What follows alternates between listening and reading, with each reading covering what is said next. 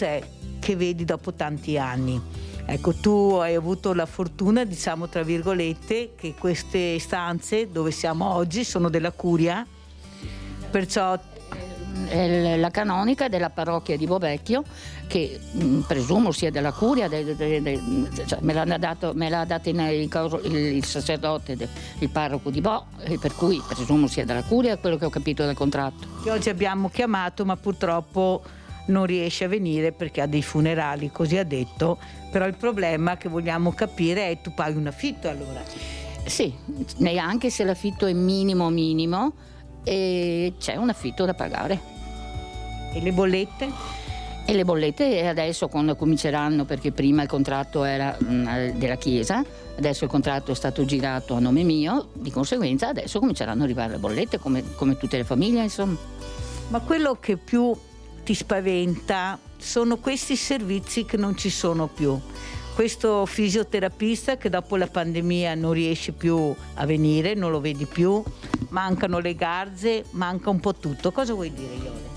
Il problema è che mi sembra che la sanità stia tagliando troppo, perché a questi ragazzi che sono a casa, perché se io lo porto in una struttura, a prescindere che non c'è tempo di andarle appresso, soprattutto adesso la pandemia e ne sento di tutti i colori, morirebbero intanto dopo pochi anni, ma se vanno in una struttura devono fare la medicazione, devono fare la fisioterapia, le cose dovrebbero farle, e perché non danno un aiuto anche a casa?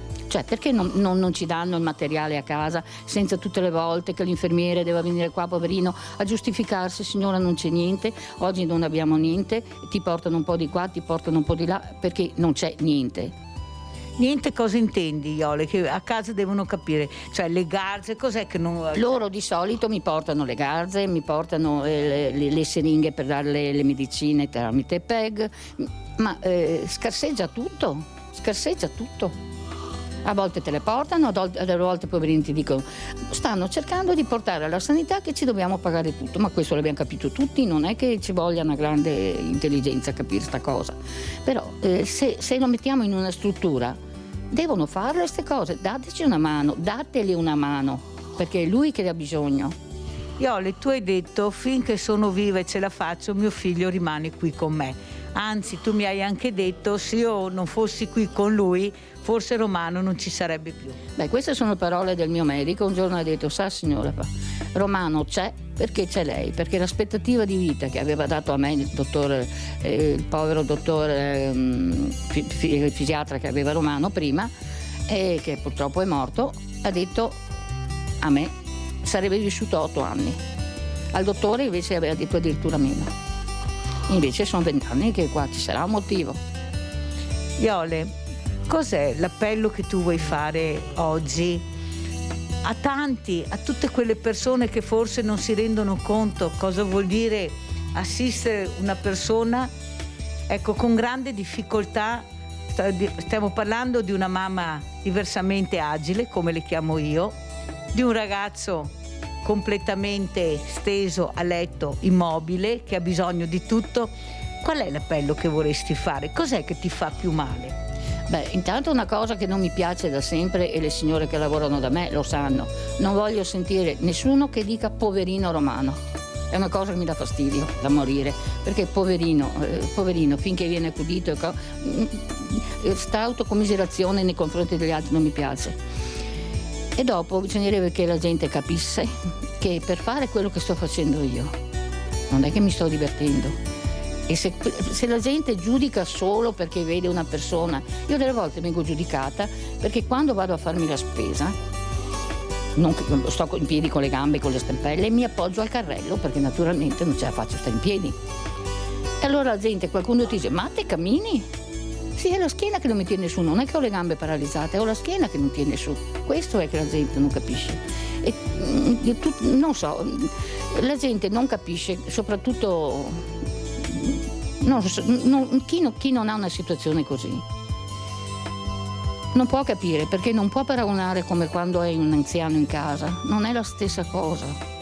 E quello che la gente non capisce è il dolore che tu hai dentro. Perché è facile vedere un taglio su un dito, ci metti un cerotto e c'è sangue, ma le ferite che sanguino senza vederlo ti ammazzano, ti uccidono. Queste sono le ferite più importanti che tu porti dentro, sono quelle ferite di umiliazione che veramente hai fatto capire, nonostante il tuo coraggio e la tua forza, però le senti. Ecco, questo dividere tra quella che è la società ben pensante e quella che è invece una mamma che ha già perso un figlio, che sta accudendo un altro figlio. Ormai Romano quanti anni ha? E Romano ha 36 anni. 36 anni.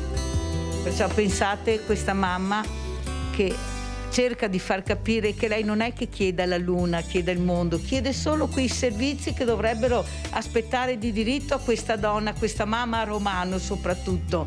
Perché ci sono anche dei doveri, ma ci sono anche dei diritti, o sbaglio, Iole? Dovrebbero esserci, bisogna vedere se ci sono ancora, perché con gli anni che corrono mi sa che ormai non c'è più niente. Secondo me non c'è più niente, ognuno qua deve annaspare e deve farsi la strada in qualsiasi maniera, perché non riesci a fare le cose. Io almeno non ce la faccio più. Iole. Non ce la faccio più a combattere con documenti, carte, cartine, perché devi fare 2000 cose per gestire una persona così. Devi raccogliere tutto, devi tenerle 10 anni e tutti gli anni è la stessa storia, tutto un... Ma non so, è difficile, insomma, sta diventando difficile perché gli anni passano e 20 anni sono tanti, così non è un giorno. Quindi gli anni passano, sto invecchiando anch'io e sono così. Senti Iole, io ti sento da diverso tempo, però la tua voce ti sta incrinando, cosa che mi fa molto male perché di solito sento una donna tosta, combattiva, però ecco, Iole si sta un po' piegando e questo non deve succedere. Io sono qui oggi per cercare di far capire che Iole ha bisogno di aiuto. Iole ha bisogno non solo del nostro aiuto, questa società, come dicevo anche questa mattina, che queste persone li chiama disabili, handicappati, non chiama Romano, non chiama Iole, vede queste persone come persone con grandi problemi. Quando non ti dicono mongolo. Quando non ti dicono mongolo. Però Iole, noi dobbiamo andare avanti. Questo messaggio è un messaggio di una mamma per tante mamme che oggi non intervisto, ma che ci sono, per i tanti romani che ci sono, perché qualcuno potrebbe anche dire: ma portano in una struttura, dovete andare in una struttura, cosa vorresti dire tu? No, sarà mai, mai. Finché ho un briciolo di respiro non sarà mai, e finché ce l'ho ancora.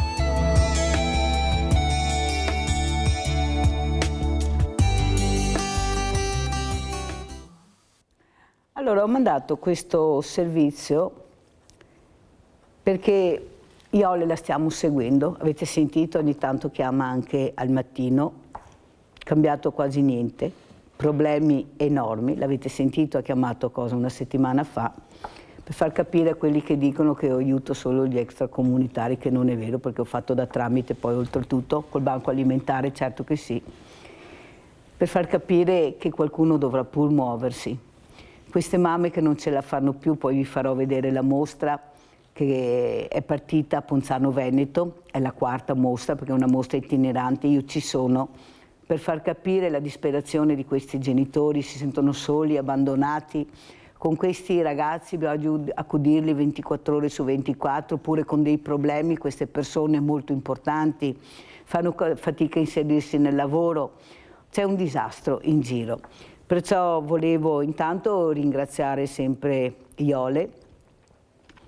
Lei sa che io ci sono, che voi ci siete, avete visto, diamo gli assegni, perché qualcuno bisogna anche fargli vedere gli occhi che sbatta a testa, come diciamo noi altri, se no non gli crede, e ora che fermo veda, così si tranquillizza, come che fosse una roba normale per loro criticare senza sapere, cosa che fanno tutti i giorni, ma non è questo il problema. Il problema è, e presento l'ospite Daniele Pavan, sindaco di Meolo, e saluto anche Michele Montagnier, Fondazione Impresa Sociale all'Opera, che bisogna iniziare a muoversi. Ma non sono di sicuro i sindaci, che sono quelli che hanno la patata bollente, con più problemi e meno soldi, su tutti i versi, ma è l'unico punto di riferimento che hanno queste persone. Ecco, io ho chiamato il sindaco di Vo, che poi alla fine è riuscito ad arrivare, una volta c'è il funerale, una volta c'è il battesimo, una volta che sia cresima, una volta che sia il matrimonio, ma che sia anche romano, che forse va prima di tutto a mio avviso, perché è salute pubblica e sicurezza di tutti. Allora, Sindaco Pavan, cosa ci dice di vedere questa mamma che sta combattendo? Mancano materiale, risorse, soldi, aiuti, perché lei ha bisogno, ma quei soldi che ha non è che ce la faccia. Minimo ci vorrebbero 2 badanti, tu alza e abbassa Romano più volte al giorno per via che non faccia le piaghe, cambiarlo, pulirlo. Questa mamma che combatte, che ha il coraggio di farsi vedere, di farsi intervistare, perché dice questa è la situazione, ma io porto avanti il caso di Romano, ma anche per altri casi. Cosa, se adesso Iole fosse qua, cosa direbbe il sindaco Daniele Pavan a Iole? Allora, quando si vedono queste immagini e questi racconti effettivamente colpiscono e portano sempre alla realtà della vita e alla consapevolezza di cosa significhi avere a che fare con situazioni di questo genere. Anche nel nostro paese ce ne sono articolatamente difficili di questa entità. Quello che io vorrei appunto rappresentare adesso che ho sentito questa storia è che ogni comune, ogni paese in qualche modo attraverso delle figure di riferimento devono fare la comunità nel termine, nell'accezione vera e propria di cosa significa comunità. Non è trovarsi per fare le feste in piazza, non è semplicemente scambiarsi gli auguri a Pasqua, a Natale, è quello di avere una rete a sostegno che possa sollevare nei suoi limiti che questa comunità possa avere, però con delle persone che sono disponibili. Io ho scoperto anche nel corso del mio mandato di tantissime brave persone che si mettono a disposizione per aiutare situazioni critiche come possano essere queste. Ovviamente questo è un di più rispetto a quello che devono fare gli apparati delle istituzioni, i servizi sociali, quello che è previsto anche nella gestione di queste casistiche. Mi immedesimo nella situazione loro quando vedo questi casi, proprio perché sono casi purtroppo che in modi diversi, ma magari si presentano anche in altri paesi, in altri comuni. La differenza la fanno le persone, secondo me, l'umanità delle persone con cui si ha a che fare accanto nei momenti critici, difficili. Certo, le istituzioni devono fare il loro ruolo, ma le persone che ci lavorano attorno a questi contesti fanno veramente la loro differenza con l'umanità che è necessaria avere. Sindaco, che abbiamo troppa gente all'interno degli uffici. Dicono abbiamo poche persone, è vero, ma quelle poche magari se uscissero un po' di più non sarebbe male. Perché, lo dico io perché Iole non ha il coraggio di dirlo, Iole fortunatamente è aiutata da un indiano, l'unica persona che riesce ad avere qualche ora, perché al mattino lavora da una parte e poi il pomeriggio va, se può, aiutare Iole. Però le persone che arrivano a Iole molte volte si siedono, telefonano sul cellulare invece di accudire Romano, e Iole dice ma allora devo essere io perché sei venuta, se sei qua e stai seduta e fai le tue cose al telefono invece di fare quello che a me serve, puoi fare anche a meno a venire. Cos'è la professionalità? E qua lo chiedo a Michele Montagnoli. Montagnoli, lei è Fondazione Impresa Sociale, perciò sa di cosa parlo. Cos'è la professionalità? Lei ha visto questo caso, tu vai, ti rechi da questa persona, sai i bisogni che ha, perché lo sai, poi ti siedi e telefoni. Questo mi ha detto Iole. Iole non è una che racconta storie. Oppure la risposta è ma non abbiamo soldi, non possiamo aiutarti più di tanto. Tanto penso che Iole avrebbe dovuto avere un appartamento come si deve, perché se non c'era la canonica non so dove sarebbe finita Iole, tanto per capire. E poi quello che serve. Ma come? Io ho interpellato dei medici che si occupano di questo Loro mi hanno detto e assicurato che a Iole i diritti ci sono e queste persone dovrebbero riuscire ad aiutarla. Allora, tra il dire e il fare c'è di mezzo il mare. Montagnoli. Buongiorno Mirella. La formazione è investimento, però farei un passo indietro. Chi deve accudire a queste persone? Lo Stato oppure i cittadini? Perché il sindaco diceva una cosa che fa piacere sentire dire, che nella sua comunità ci sono persone che si mettono a disposizione per aiutare chi ha bisogno, però credo che lo Stato sia poco presente in generale, perché che deve accudire per primo queste persone è lo Stato. Che poi ci siano delle persone di cuore che nei loro tempi vanno a dare assistenza, ci sta, e fa molto piacere, ma il fatto che come diceva la signora Iole, miriadi di carte da compilare, burocrazia, la Iole è una signora anziana con delle difficoltà anche deambulatorie, anche di muoversi, che deve andare in giro a destra e a sinistra, uffici, e non ci sia qualcuno che va a casa. Penso che questo sia una mancanza da parte degli assistenti sociali del suo comune, perché secondo me l'assistenza più che a Romano deve essere data alla madre di Romano, che può stare vicino al figlio. Purtroppo ci accorgiamo anche noi nel nostro settore, noi come ben sai inseriamo nel mondo del lavoro persone svantaggiate, potrebbero essere solo persone disabili, persone con difficoltà anche economiche, per l'amor del cielo, ma persone che vengono dal carcere, persone che vogliono rimettersi in gioco, che vogliono ripartire. Però ci accorgiamo che in molte occasioni siamo soli, riusciamo a mantenerci e dare supporto alle persone, però con quello che facciamo noi.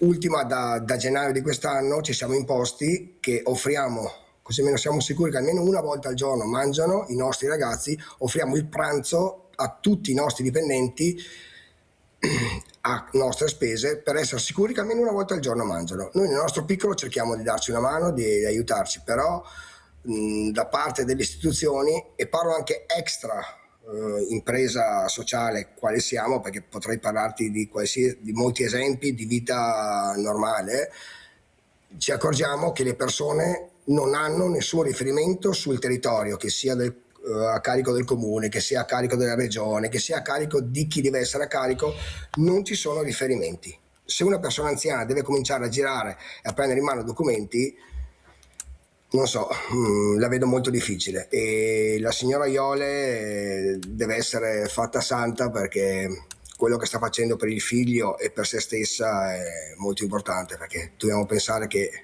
il figlio ha bisogno di cure, ma Iole ha bisogno di supporto.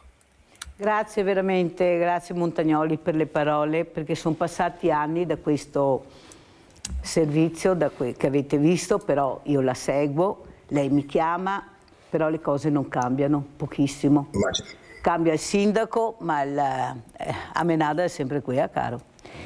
Allora, io ho avuto un dirigente della Polizia di Stato, che adesso è avvocato, è andato in pensione, e lui ha detto una cosa importantissima.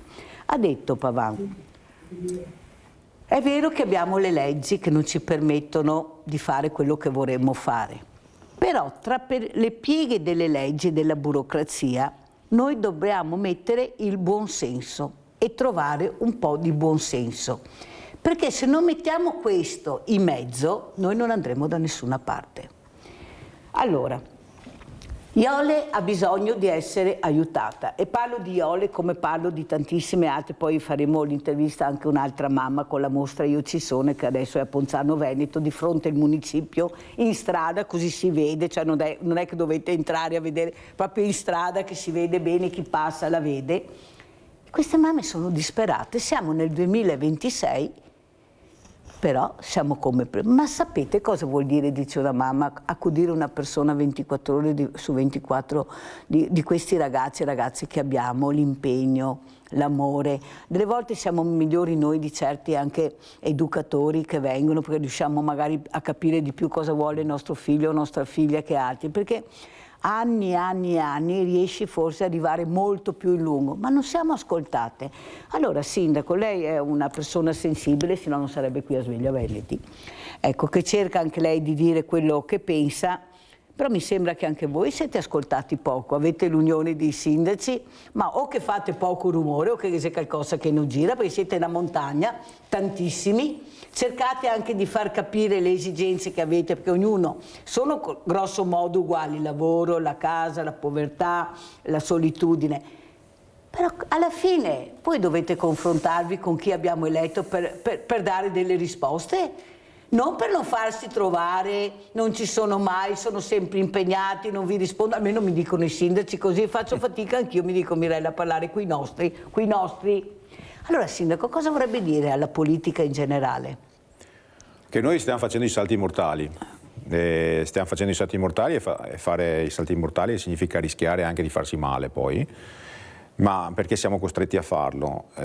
Non ci sono sufficienti risorse, questo è un dato di fatto, senza ombra di dubbio, nonostante che tutti i comuni veneti riescano a tenere in piedi il bilancio, nel senso che non abbiano dissesto, non abbiano difficoltà di tenuta dei conti, ma perché? Perché si fanno veramente i numeri funambolici per tenere in piedi un bilancio che è molto complicato da gestire. Questo per tutta una serie di ragioni, per gli trasferimenti che arrivano a disposizione, per le entrate che sono vincolate a determinate spese piuttosto che ad altre, ci mette in seria difficoltà nel poter gestire con le risorse che abbiamo un comune e le esigenze soprattutto del settore sociale, perché il settore sociale, almeno nel mio ente, rappresenta la prima vera spesa principale, tolti i servizi, tolte le banali spese, diciamo così, di funzionalità.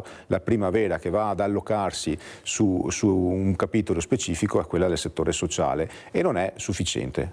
Non è sufficiente perché anche nel nostro piccolo ci sarebbe molto di più da fare. Mi rendo conto che abbiamo dei grossi limiti.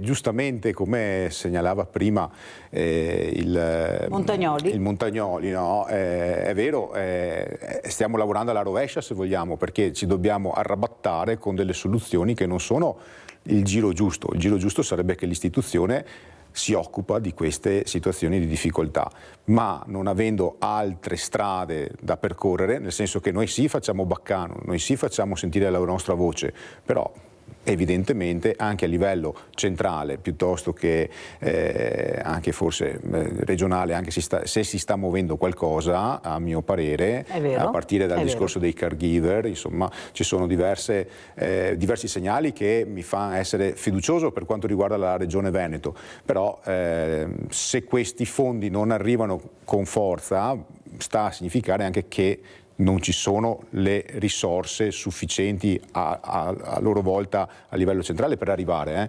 perché qualunque governatore piuttosto che amministratore di un'area vasta ha tutto l'interesse di occuparsi del bene della cittadinanza a partire dai soggetti più fragili. È tutto un sistema che è francamente ingarbugliato e quindi ci si deve inventare nel gestire le problematiche. Abbiamo Rinaldo da Venezia, veloce Rinaldo, mi raccomando, ciao. Ciao Mirella e buongiorno ai tuoi ospiti. Innanzitutto volevo dirle a Romano e a Iole, finché ti ha Romano, finché ti ha una mamma come a Iole, ti sei a posto, quello che ti manca è l'istituzione che dà mano.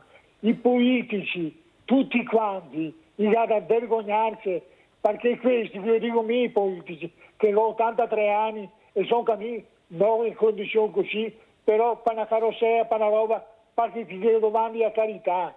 Gli ha speso 1 miliardo in Albania. Quanti soldi, cosa gli faceva per la povera gente?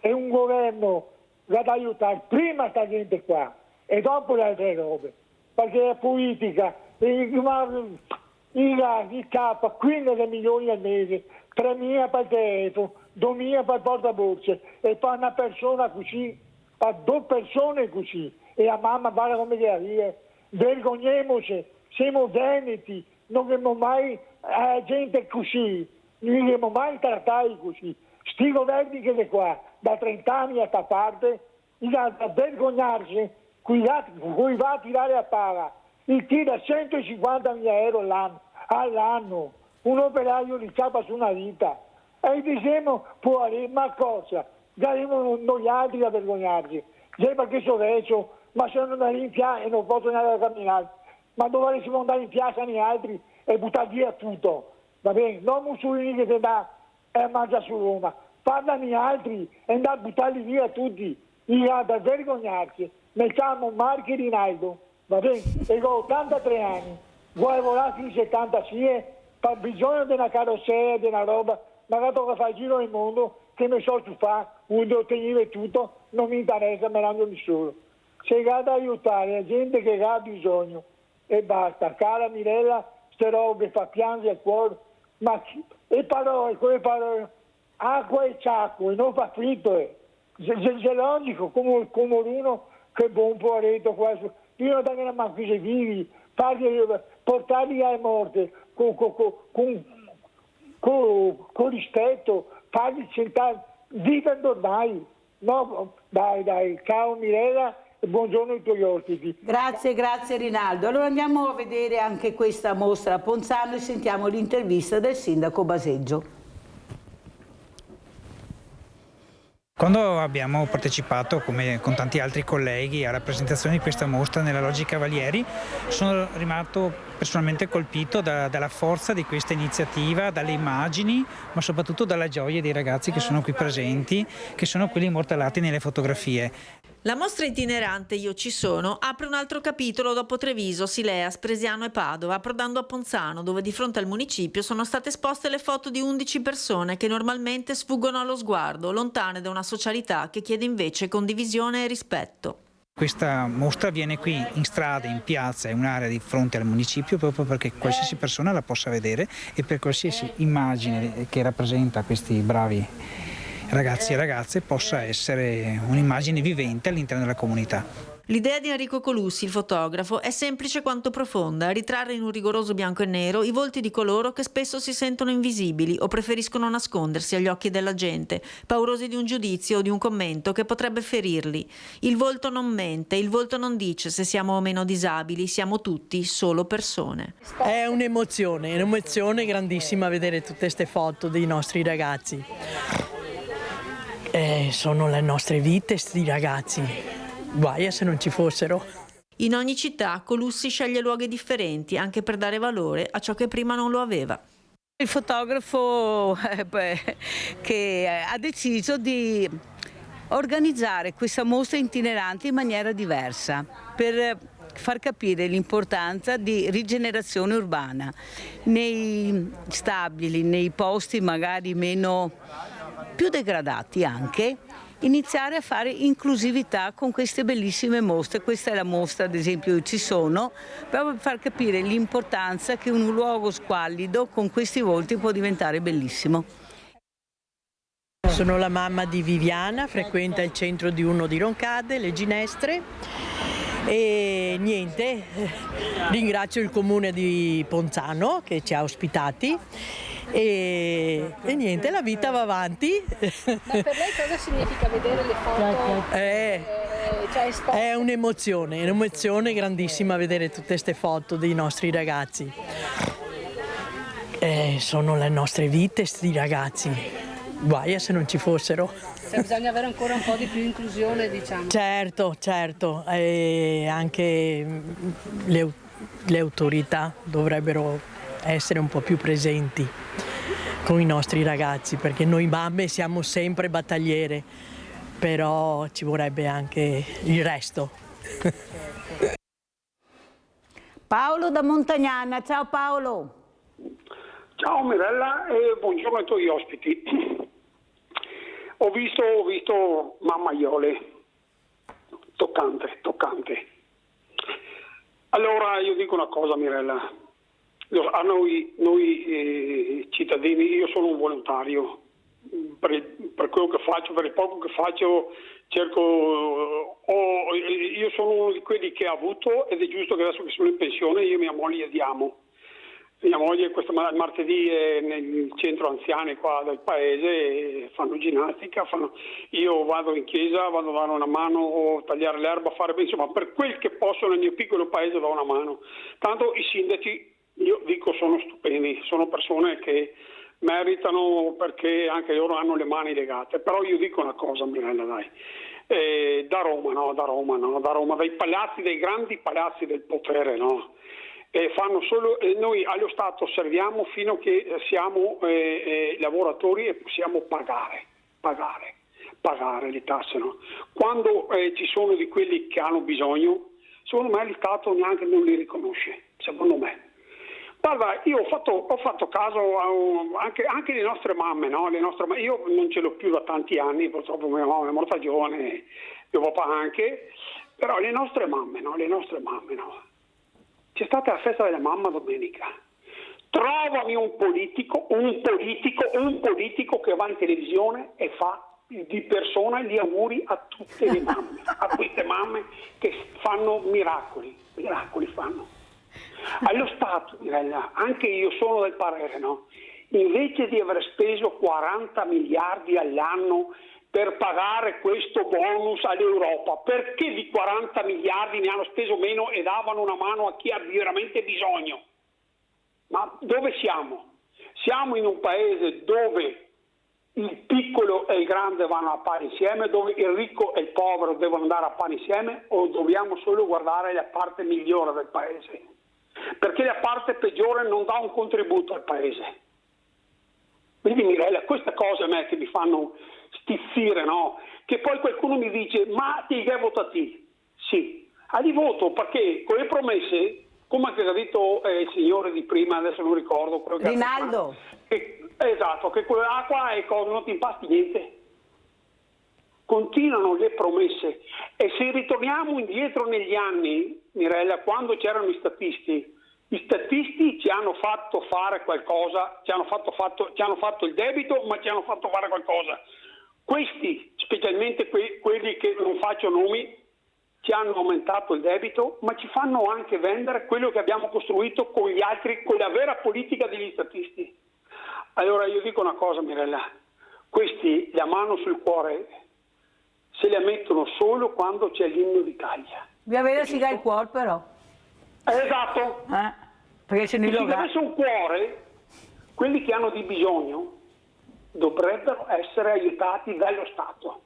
Da questo Stato che ha speso tanti soldi per fare delle opere incompiute o opere che non sono mai state realizzate.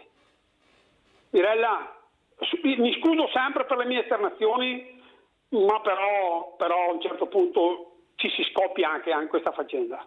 Buona giornata a te e al tuo ospite. Grazie caro Paolo, no, mi fa piacere, non dovete scusarvi, dovete dire quello che lo faccio per voi la trasmissione. Allora Sindaco, ecco queste istituzioni che sono lontane da quello che è il volere del cittadino. Prima si parlava della festa della mamma di Paolo, tu pensa Paolo che era l'8, io l'ho festeggiata all'8, è sempre stata l'8, a un certo momento hanno cambiato, so perché si massa a impegnare senza capire che forse vale di più un giorno lavorativo per ricordare da parte del politico, e non è un business, è una ricorrenza importante, ma perché devono far diventare tutto business? Ma cosa c'entra domenica se l'8 viene di Mercurio? È quello, cioè Sindaco, perché avevano tolto l'Epifania dopo a furor di popoli la garimessa, avevano tolto l'educazione civica dopo l'anno, ma questi che hai finito di fare del male, ma guardate come siamo presi, non sarà mica colpa nostra.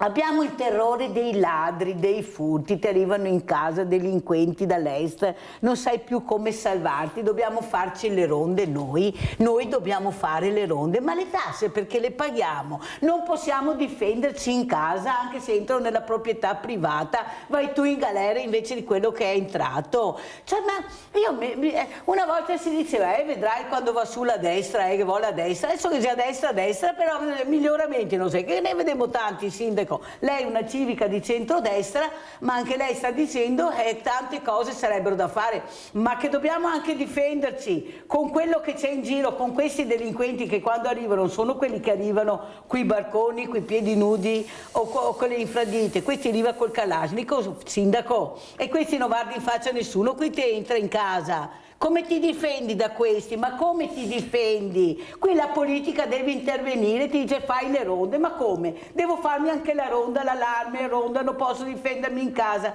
Prego, sindaco. La politica sta intervenendo su questo, io ne sono convinto, solo che non è una legge da cambiare, è un istituto giuridico da cambiare. E cambiare un istituto giuridico è sempre e costantemente una levata di scudi dei ben pensanti, di chi invece è responsabile veramente di come ci troviamo oggi. Attenzione a fare l'equazione adesso è su una coalizione politica che ha delle visioni e quindi automaticamente dall'oggi al domani questa situazione può essere cambiata. Il decreto sicurezza è l'esempio eclatante. Anche qui ostacolare qualunque tipo di modifica normativa affinché si arrivi ad avere cosa? Semplicemente più tutela della persona che è lesa, ovvero il cittadino che si trova i ladri in casa, piuttosto che ci sia una giustizia più giusta e più chiara anche nell'assegnazione della pena verso chi compie reato, ma invece si trova a essere lui spesso e volentieri parte lesa. Questo percorso non è un percorso che si può pretendere che venga applicato nel giro di poco. Oltretutto non dimentichiamo che ci sono stati anche di recente dei grandi dibattiti su un referendum che poi ha provocato il voto a favore o contro a questo governo piuttosto che ai contenuti veri e propri della scheda su cui si andava a votare. Quindi attenzione solamente a non considerare che non si stia facendo niente. Dal mio punto di vista ci vuole il tempo tecnico che le norme prendano attuazione. Però io dico, rendiamoci conto per quale motivo ancora oggi qualcuno protesta se si vuole inserire dentro più tutela per il cittadino che viene colpito dal ladro in casa. Cioè questi aspetti per me sono aberranti, perché ancora oggi non c'è unione in quegli intenti che stiamo dicendo adesso a livello trasversale, nazionale. E la cosa più preoccupante è questa. No, ma scusa sindaco, chi è che comanda adesso? Lasciamo perdere, chi è che comanda? Allora noi paghiamo l'esercito è pagato, di notte vogliamo impiegare l'esercito. Abbiamo visto col ponte Morandi che quando si vuole la burocrazia si passa, si crea delle altre vie di... Allora vogliamo capire, la protezione civile non può fare sicurezza, per cosa si chiama protezione civile? Non lo perfetto. può fare. I vigili non può fare sicurezza, le forze dell'ordine sono quelle che sono e noi paghiamo gli eserciti per stare dentro in caserma a fare esercitazione del giorno quando chi la voglia. No sindaco, no, non funziona così. Lorenza la Mestre, poi continuiamo se non mi casca la linea. Vai Lorenza! Buongiorno Mirella, lei è l'ospite che è del centro civico. Allora io volevo collegarmi al tuo discorso, praticamente volevo collegarmi. Pronto? Sì, vai, ti sentiamo bene. Sì, no, volevo innanzitutto salutarti perché veramente la trasmissione tratta argomenti proprio per noi cittadini e quello che sta succedendo intorno a noi. Volevo un attimino collegarmi appunto al discorso che hai detto dell'esercito. Io vedo, sono stata in una città tempo fa, vabbè io ho un po' le gambe che mi barcolano, però insomma ho voluto camminare, farcela insieme a un'altra signora della mia stessa età e abbiamo visto che c'erano le forze dell'ordine nei rioni. Ora io mi domando a che servono fare la protezione civile quando protezione civile non c'è. Se ci fosse le ronde nelle strade anche meno sconosciuta, ma che comunque io ho subito 2 furti, ti dico la verità, Mirella, ma che hanno rubato la bicicletta in garage di mio povero papà, ti dico altro, ma non è tanto l'oggetto, è l'effetto, diciamo, no? Che ti capitano a casa e poi hanno tentato di venire in casa e comunque mi sono vestita da solo. Ho dovuto fare un teatrino perché vivo da sola. Siamo in un posto che ci sono tante donne che vivono da sole, ovviamente perché tu sai benissimo che il discorso demografico cioè proprio da soli, gente da sole. Allora io mi chiedevo, Perché l'esercito non si vede per le strade, Mirella? Che cosa stanno a fare all'interno delle caserme? Vai a Londra, c'è il poliziotto di Lione, un figlio di una mia amica, c'è il poliziotto di Lione, adesso sono in 2. Cioè, voglio dire, in Piazza Peretto ci sono 2 ronde, neanche una, 2 ronde da 6, diciamo, delle municipalità e poi anche delle forze che stanno a fare tutto il giorno lì. Quando nei dintorni di Piazza Peretto c'è quello che c'è, perché io sono a fianco a un parchetto che c'è l'asilo nido. Veloce Lorenza, perché devo andare avanti. Comunque no, Mirella, ti dico solo questo, siamo veramente alla frutta e con questo ho finito, poi non ne parliamo. Anche perché non è vero che non si possono impiegare, perché io mi ricordo a Venezia, in Piazzale Roma, c'erano i carri armati con le forze dell'ordine poco tempo fa, non è che passiamo di 50 anni fa, perché c'era un problema di sicurezza, sì, e c'erano, certo. E come c'erano, e in divisa, sindaco, c'erano, certo. E quando arrivavi ti vedevi bei per là, l'allarme terrorismo, ti sentivi un po' perché questo non è terrorismo psicologico che stanno facendo, te che ha più coraggio di arrivare a casa sul giardino perché ti salta addosso. Vanno aumentati i militari, delle forze dell'ordine, cioè i carabinieri, sul territorio. Questo siamo perfettamente d'accordo. Questa è la strada che va da prendere. Ci sono 10.000 unità che mancano di carabinieri perché nel tempo i concorsi non sono più stati fatti e le assunzioni di conseguenza sono andate a diminuire con tutti i pensionamenti e le uscite dei militari che andavano in pensione. Per cui è tutto un sistema che si è innescato da lungo tempo, che si sta trasformando a vantaggio, perché adesso stanno aumentando le unità, infatti tant'è che anche nelle caserme stanno arrivando nuovi reclute, però hanno purtroppo un tempo e devono colmare un gap molto lungo che è stato lasciato indietro. Questo non vuol dire che solo aumentare le forze dell'ordine sia la soluzione, perché poi ci vogliono gli strumenti normativi per poterle fare lavorare e questo è un altro discorso. Ma le ronde di notte, scusa sindaco, ma mica da spararli, fanno l'esercito, invece fare l'esercitazione del giorno e fai ronde di notte e gira e controllano la situazione, casomai telefono, cosa ti è una buona idea. Ecco, perché allora? Ma scusa, ma cosa che vuoi? Cioè,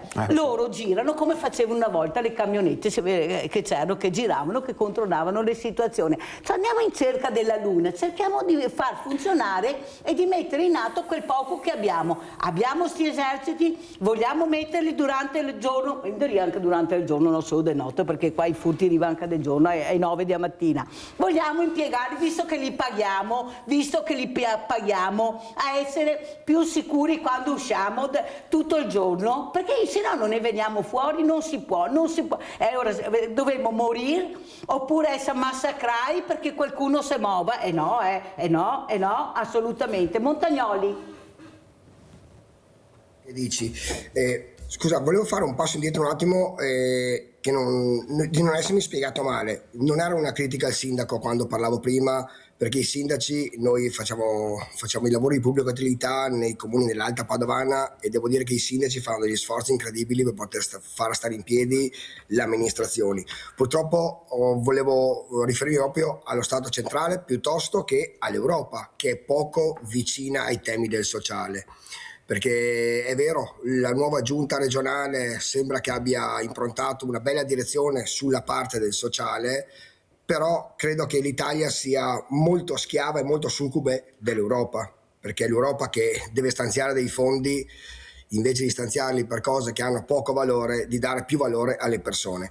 Per quanto riguarda le ronde, io credo che a livello di Stato ci sia poca collaborazione e poco dialogo tra le forze politiche, perché se anche la destra mettesse l'esercito in pista per fare le ronde, per fare un lavoro di pubblica utilità nelle nostre strade, sicuramente l'opposizione avrebbe da ridire, ma non che io sia o di destra o di sinistra, perché abbiamo fatto una scelta che siamo una cooperativa che vuole stare fuori dal mondo politico, però credo che la poca collaborazione fra destra e sinistra porti questi scompensi e questi disagi per il popolo, perciò sarebbe un po' da rivedere il tutto. Chiaro che oltre a mettere in pista l'esercito, utilizzare i beni che lo Stato ha in casa e che paga perché sono stipendiati, potrei anche aggiungerti che tutte le caserme, tutti gli stabili che sono del demanio, che sono fermi, potrebbero essere utilizzati e investiti per scopi anche sociali.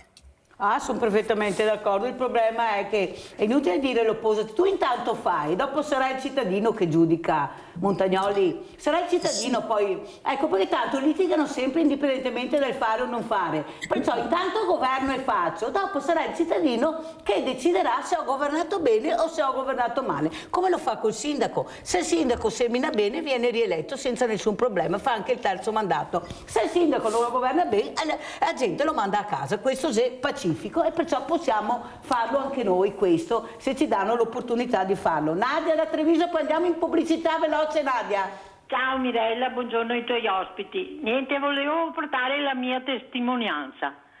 Allora, sai dove abito? Ogni settimana, 2 volte alla settimana, arrivano un 50 di militari che fanno il giro dell'isola con lo zaino, ma dalle 9 fino a mezzogiorno. E c'è un pullman, c'è la Croce Rossa, c'è il posto dove prendono la bottiglietta dell'acqua, e io vedo queste cose che girano a vuoto così, che mentre potrebbero fare altri servizi 2 volte alla settimana. Allora, questi soldi dove vanno spesi? E poi volevo dirti, i vigili di Treviso qua non vengono mai dentro a verificare. Quelli di Silea, ma sono convertiti con quelli di San Biagio, sicché i vigili non li vedi mai, vedi qualche volta i carabinieri di Silea, ma se succede qualcosa non possono fare niente, perché se succede sotto il comune di Treviso, quelli di Silea non possono fare la multa. Ma come siamo presi? Come siamo presi? Grazie, arrivederci e buona giornata. Ciao Nadia, pubblicità.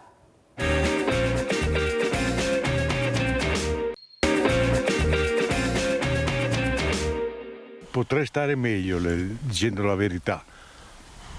Ancora un po' scosso, però passerà. Lo shock di ritrovarsi in casa in piena notte 3 sconosciuti col passamontagna. Ezio Colombo, 80 anni, imprenditore, racconta quello che tra venerdì e sabato scorsi lui, la moglie Priscilla Mazzoli, 71 anni, architetto, e la figlia Olimpia, medico oculista di 33 anni, hanno dovuto affrontare nella loro abitazione di Via degli Alpini a Selvana. 00:30, banditi, forse dell'est Europa, entrati da una finestra. Si sono trovati a mezzanotte con queste persone dentro casa. Mia moglie era ancora alzata, stava finendo di lavare i piatti o roba del genere, e si è trovato un individuo vicino e gli ha detto: scusi, ma lei chi è? E questo gli ha detto: siamo carabinieri. E lei gli ha detto: no, voi non siete carabinieri, avevano il passamontagna, voi non siete carabinieri. E gli ha lanciato contro una sedia, dopodiché è stata presa, immobilizzata. Il cane di casa è stato chiuso in bagno perché non abbaiasse. Colombo era al piano di sopra e da lì ha sentito le grida della moglie. Io ero a letto, ho avuto una di queste persone sempre attaccata a me, non voleva lasciarmi muovere, non voleva che lasciassi niente, e dopo ho cominciato a rovistare dappertutto, cercavano le casseforti e non le hanno trovate perché erano vuote, in quanto avevamo già avuto un furto un paio d'anni fa e non sono più state ripristinate perché erano state aperte col flessibile. Stai tranquillo, non ti succede niente, continuava a ripetergli il bandito, essendo l'anziano cardiopatico. Ma i primi a essere agitati, racconta lo stesso Colombo, erano proprio i rapinatori, gente che di quella casa sapeva fin troppo, era al corrente anche dell'esistenza di una seconda cassaforte. La figlia, rientrando, si è trovata davanti i 3, ha tentato di reagire mordendo la mano di uno di loro, rimettendoci un dente e rimediando un pugno in volto. Per lei 20 giorni giorni di prognosi. Fisicamente bene, non è successo fortunatamente niente di grave. Quando i banditi, forse attesi all'esterno da un quarto soggetto, se ne sono andati, la famiglia ha allertato il 113. Ingente è il bottino, gioielli di famiglia, orologi per decine di migliaia di euro. La polizia ha effettuato rilievi, raccolto testimonianze, al vaglio della squadra mobile i filmati delle telecamere di videosorveglianza della zona. Nel quartiere c'è inquietudine e incredulità. Io a mezzanotte ero fuori col cane, abito nei condomini in fondo alla via, quindi sì,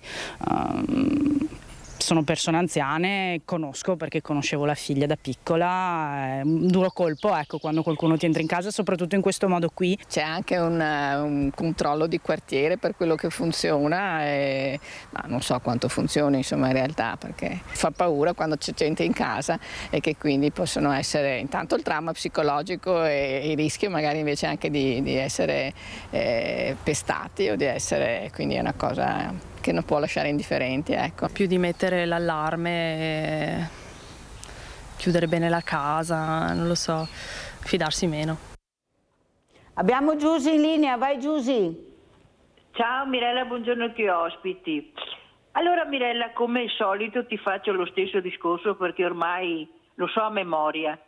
I carabinieri non possono fare niente anche se li prendono. E cosa fanno? Li portano in caserma, danno loro giù i loro dati e poi liberi per fare la loro vita di sempre. È come il gatto che si morde la coda, la stessa cosa. Vi abbiamo votati tutti quanti da quando ci sono le votazioni. Vi ho votati tutti destra, sinistra, centro, non so se ce n'erano ancora, li ho votati tutti, però promesse senza nessun risultato. Che vedessi un risultato di una cosa che va a posto, dico hanno lavorato, ma così non state lavorando, signori. Scusatemi, ma con tutti questi problemi che abbiamo, nessuno ha messo un po' di buon senso, perché ci vuole il buon senso.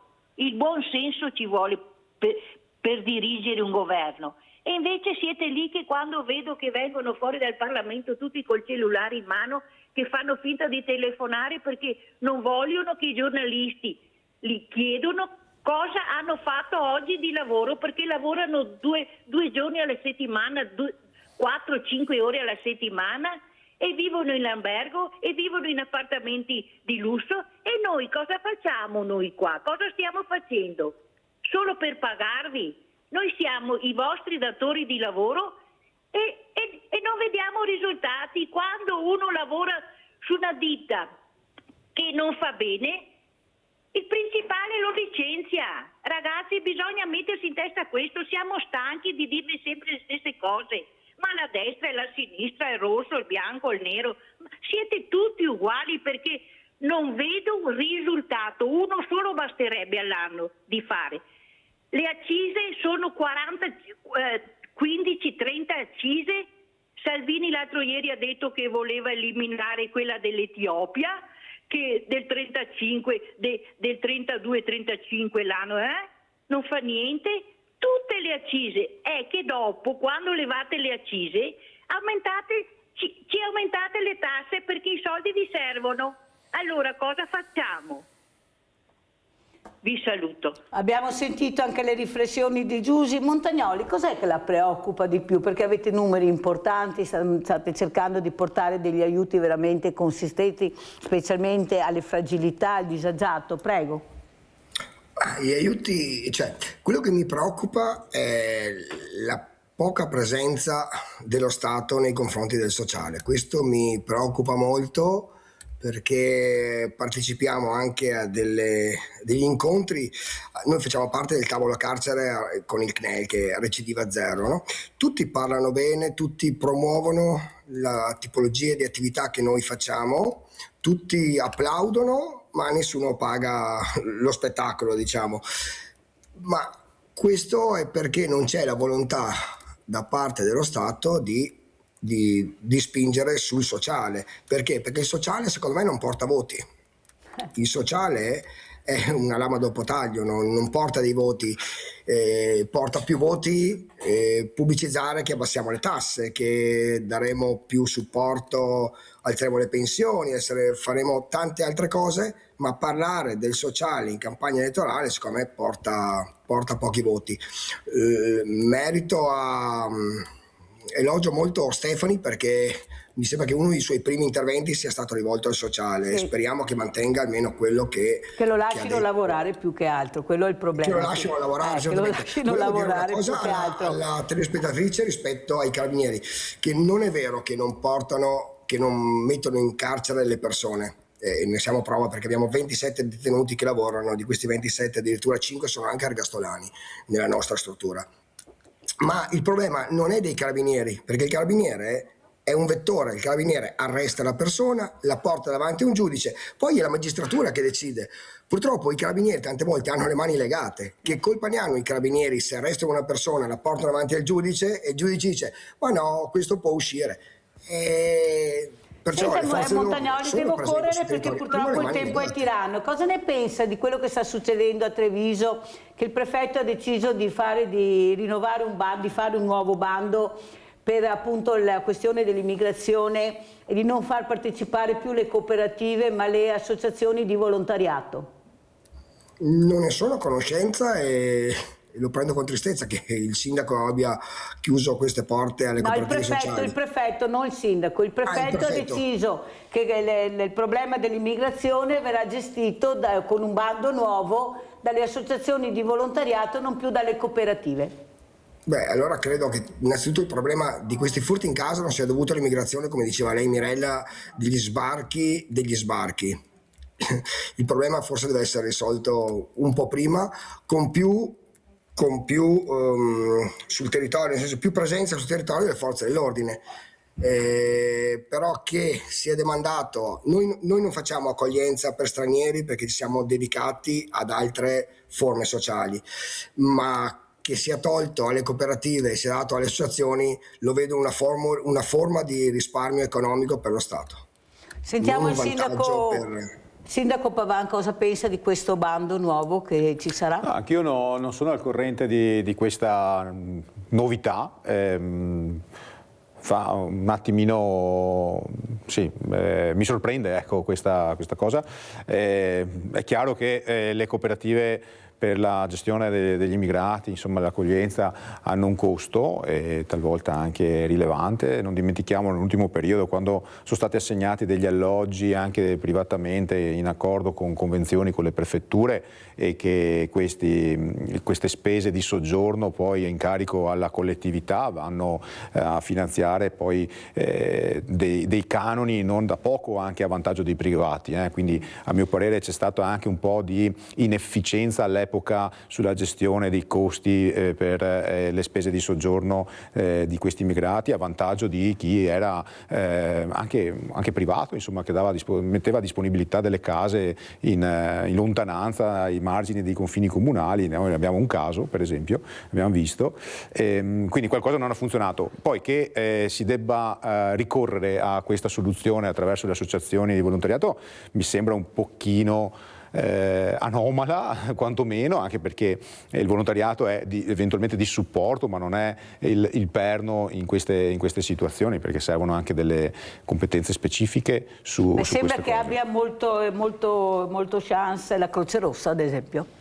Beh, certo, la Croce Rossa è un elemento che non indifferente, però penso che non sia sufficiente come organizzazione a coprire il fabbisogno di tutto attraverso a provare, la Croce Rossa. secondo me non è mica sbagliato, visto quello che è successo anche con la caserma di Oderzo, vedevamo certo. I topi, vedevamo di tutto e di più.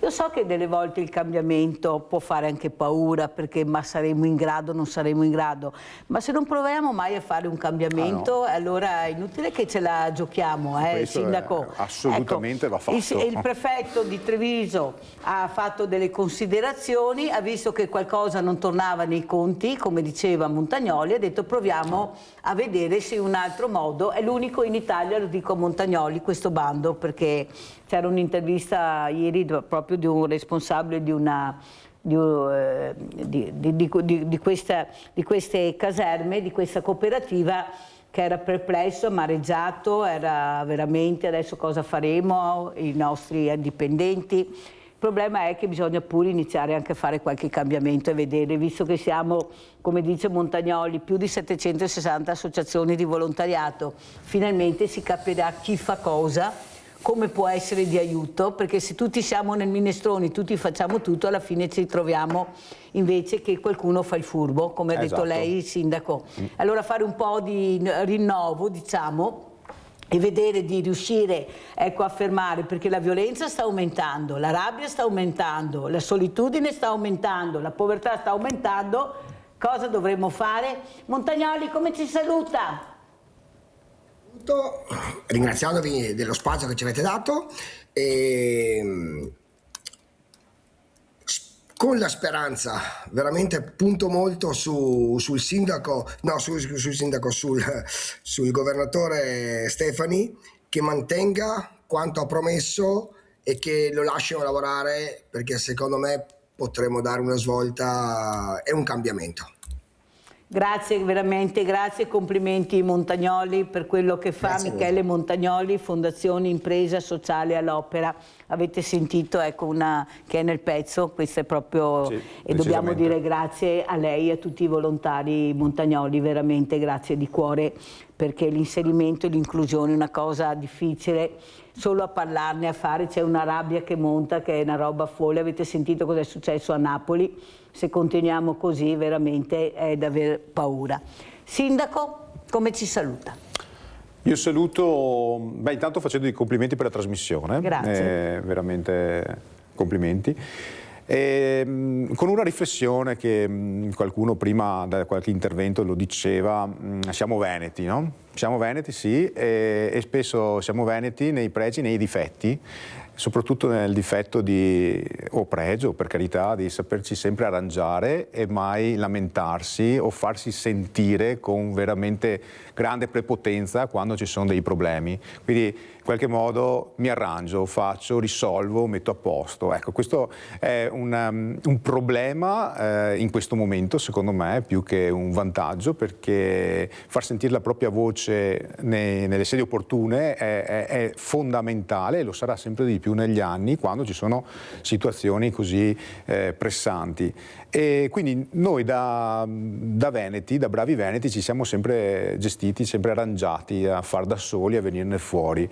Però, come si diceva anche a livello Europa ora, no? Che ci sono delle linee, delle direttive, c'è bisogno ancora di più rappresentatività e forza di arrivare e portare a casa il risultato. Dovremmo imparare da questo punto di vista rispetto ad altre regioni, no? dello Stato italiano, dove riescono a farsi sentire più forti, più fortemente. Quindi questo è il saluto che lascio, una riflessione a tutti gli ascoltatori, affinché ci si debba muovere e farsi sentire anche, dico, suonare il campanello del comune, cioè, perché mi capita che le situazioni critiche non sono, ahimè, talvolta note o parzialmente note, ma per la caparbietà di chi si fa sentire anche con me, col sindaco, con gli assistenti sociali, con i primi punti periferici dello Stato, serve e è l'unico modo, secondo me, è far sentire la propria voce in tutto e per tutto. Sindaco, la cosa che le fa più piacere raccontare di quello che ha fatto a Meolo?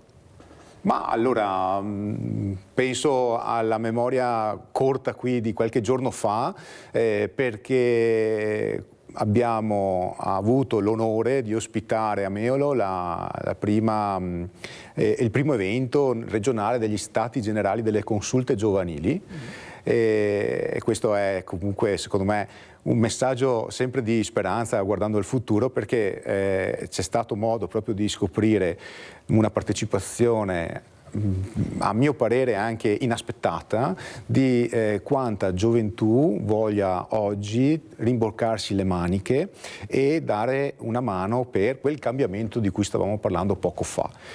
Non è una questione partitica, se vogliamo sì, una questione politica nel senso della rappresentatività, delle scelte, delle decisioni per fare del bene sul territorio alle persone che ci vivono, ma quello che abbiamo scoperto, tutti noi amministratori, insomma, con che taglio vogliano dare queste consulte giovanili è proprio quello di approcciare alle nuove generazioni presentando loro tutte le opportunità di volontariato anche che ci sono a disposizione in un paese, ma a partire da delle feste di diciottenni dove ci sono le presentazioni dell'Avis, dell'Aido, ma poi anche di altre associazioni che effettivamente magari non conoscono sul territorio, che spendono del loro tempo, possono spendere il loro tempo per portare a casa dei risultati a favore di tutti i cittadini, anche per i più disagiati o comunque per la comunità intera.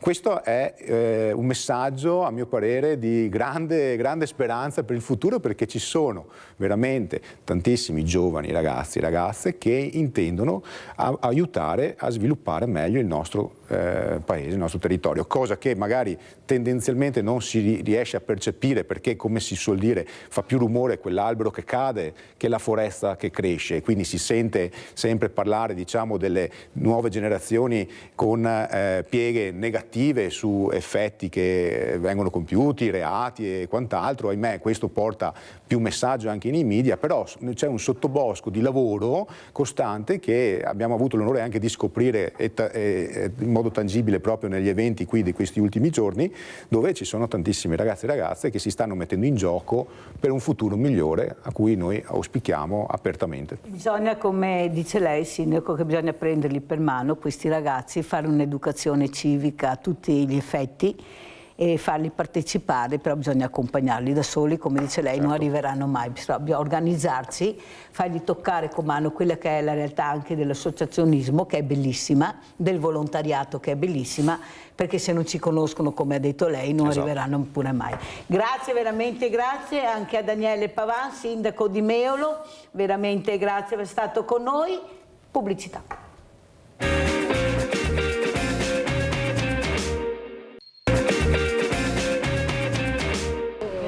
Un'emozione grandissima, come parlava prima la mamma dell'altra ragazza, ci vorrebbe sempre più autorità in fondo per aiuti di più. Se non ci fosse Mirella, tutto questo forse non ci sarebbe, è vero?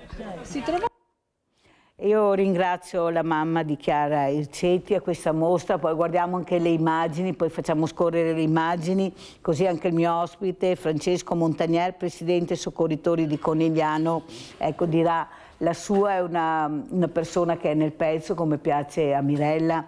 Ecco, parleremo di volontariato, di associazioni, parleremo di aiuto. Allora facciamo vedere anche le immagini di questa mostra che è a Ponzano Veneto, che parla di fragilità.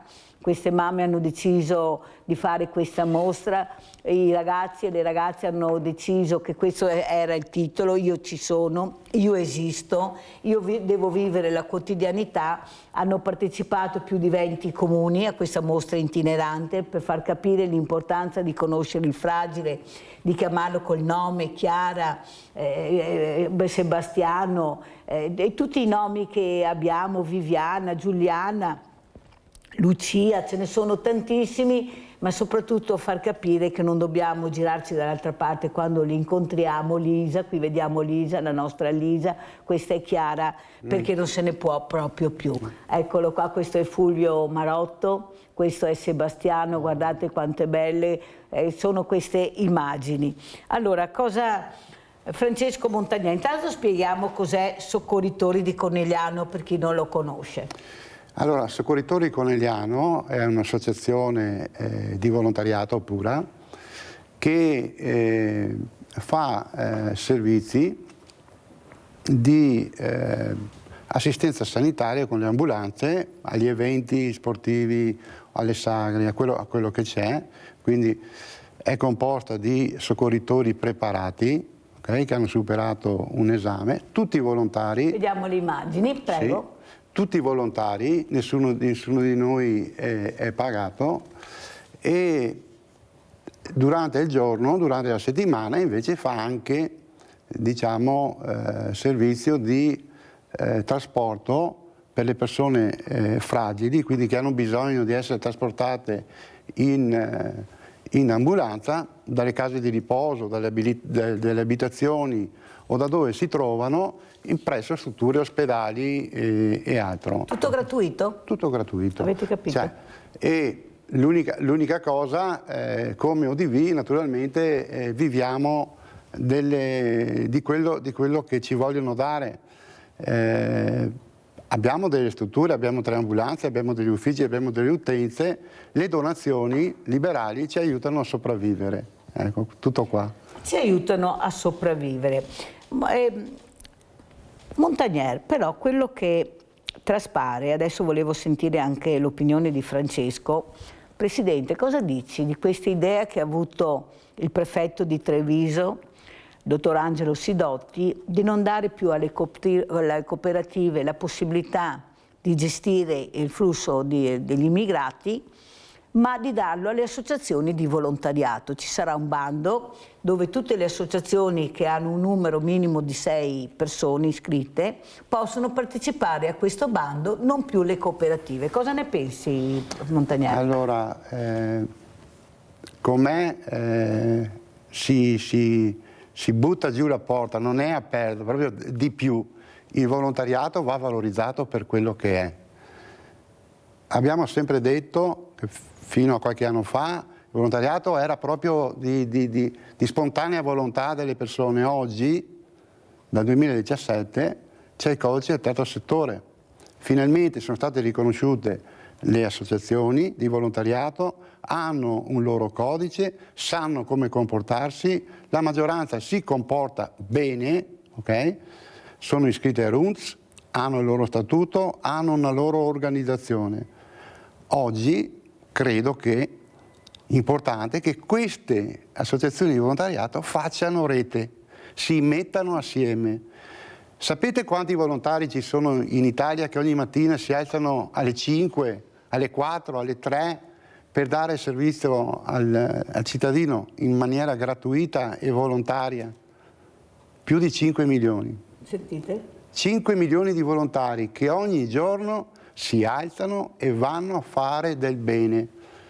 Va valorizzato questo. E ha fatto bene il prefetto. E adesso vediamo se siamo capaci in provincia di Treviso magari cercare di mettersi assieme. Ci sono tante associazioni. Ecco, questo secondo me è un'opportunità. Mettiamoci assieme e vediamo cosa riusciamo a fare. Finalmente si capirà chi fa cosa, chi ha veramente voglia di aiutare, chi ha veramente voglia di mettersi in gioco, però bisogna fare squadra. Ma perché facciamo così fatica a fare squadra? Ecco, c'è sempre il problema della visibilità, dei soldi, io ho più numeri, io ho più soldi, io sono più forte, invece di capire che la squadra ti porterà avanti. Prego. Secondo me perché c'è sempre qualcosa sotto, no? L'essere presidente di un'associazione o altro deve essere uno spirito di servizio all'associazione, non un punto di arrivo o un qualcosa, un piccolo capitello, no. Bisognerebbe sposare il volontariato per quello che è, cioè donare il proprio tempo agli altri. Probabilmente da quel punto di vista là non siamo ancora tanto maturi, okay? Quindi bisognerebbe un po' spogliarsi di qualcosa e di portare a casa qualcos'altro. Che cos'è qualcos'altro? Mettersi assieme su un obiettivo comune. L'obiettivo che ha fatto il prefetto non è piccolo, è grande. Molto grande. Molto grande, molto grande. Andiamo a vedere, visto che prima non l'avevamo visto, che avevamo appunto Michele Montagnoli, Fondazione Impresa Sociale all'Opera, andiamo a vedere questo bel video e poi lo commentiamo con Francesco Montagnier. Video Sede all'Opera.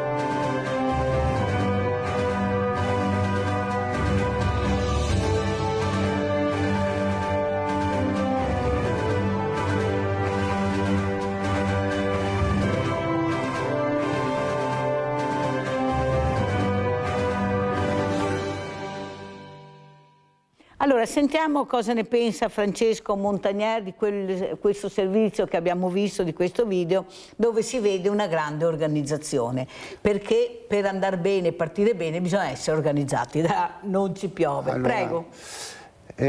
In questo periodo sto seguendo un corso sulle ESG e altro. Spieghiamo cos'è, perché sigle. Sì, è un corso che ci insegna a presentare dei progetti alle aziende, perché le associazioni di volontariato, per poter stare in piedi, come dicevo prima, hanno bisogno anche di avere dei sostegni. E uno dei nostri docenti, naturalmente tutti docenti di università importanti, Ca' Foscari e altro, ci diceva proprio la scorsa lezione: non guardate più l'associazione come si vedeva una volta. Oggi l'associazione è di per sé un'azienda. Ha bisogno di avere un management preparato, di avere delle attività governate, altrimenti si fa fatica. La buona volontà, ok, benissimo, è quella che muove tutto. Però ci vuole la governance. Ci vuole la governance. Quindi persone preparate, ecco perché io sono uno che spinge molto, ma anche altre associazioni del territorio spingono molto perché i propri componenti si vadano a formare. E qui a Treviso abbiamo il CSV, Treviso Belluno, che una volta all'anno lancia un corso, la Univol, Università del Volontariato, proprio per formare i nuovi volontari. Oggi abbiamo bisogno di informazione. Poi c'è la formazione, come abbiamo visto, specifica di un'associazione. Noi non possiamo fare, per esempio, i soccorritori se non sappiamo rianimare una persona o capire che cos'ha, o estrarla da un'auto in caso di incidente. Ma però, Montagnier, scusa, corro perché sai che il tempo è tiranno. Vai. Ma non è che forse dobbiamo anche capire chi deve fare formazione, chi deve fare banco alimentare, chi deve fare l'ascolto, chi deve fare l'accompagnamento? Perché qui hanno fatto un grande minestrone, adesso speriamo che la Regione cambi anche modo di operare, sì. Dico io, no? In maniera da capire chi ha bisogno di fare degli stage per capire la formazione, chi non serve. Ad esempio io ho un banco alimentare, anche no, cioè quando io do la borsa e so quella borsa, che poi io abbia dei volontari che si occupano di alimentare, e questo ma lo fa già il Banco Alimentare di Verona, perché facciamo le riunioni con loro e loro ci dicono, ecco, perciò lo facciamo già.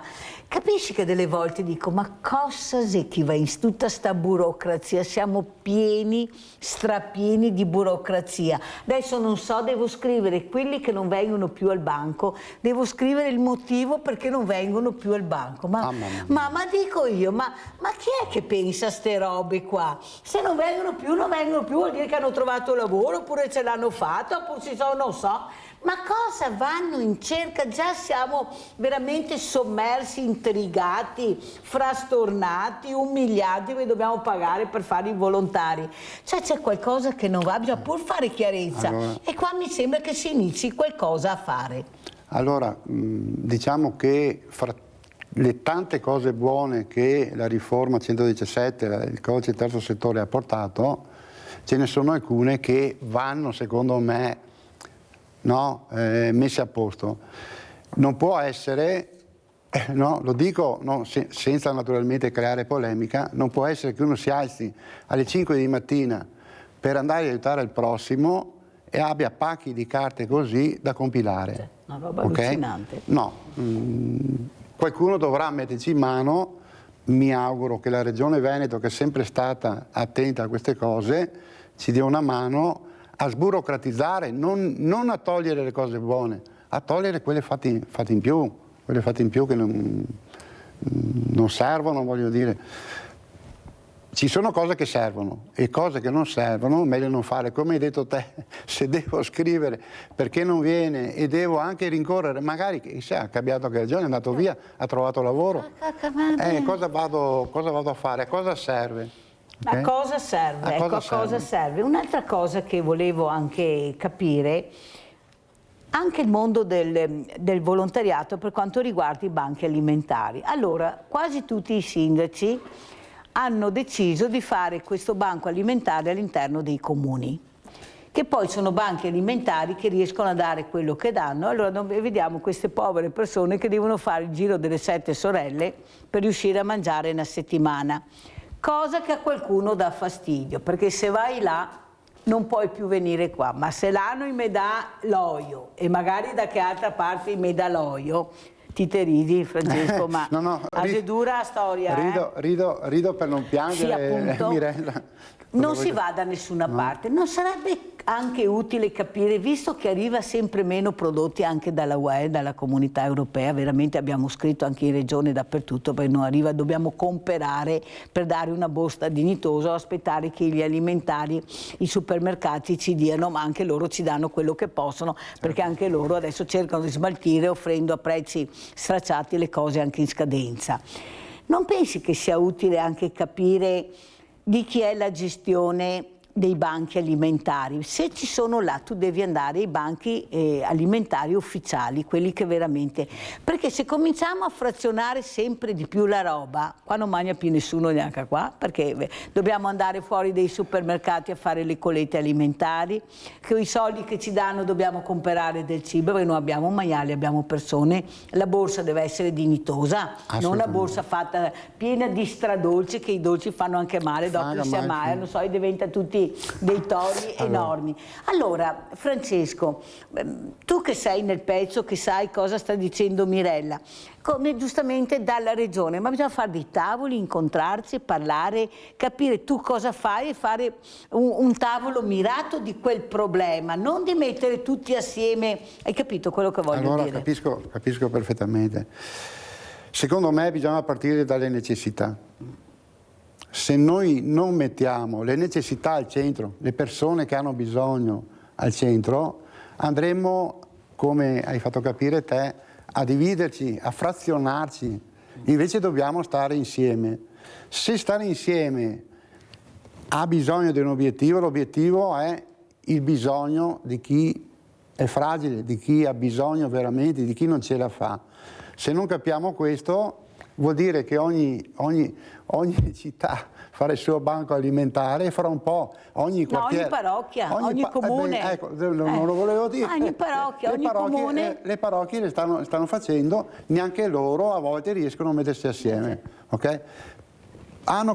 Vogliamo parlare che forse hanno qualche cliente, non lo voglio dire, però insomma qualcosa potrebbe anche venire fuori da questo. No. Togliere e mettere al centro i bisogni. La persona. La persona, assolutamente. Altrimenti quello che facciamo serve a poco.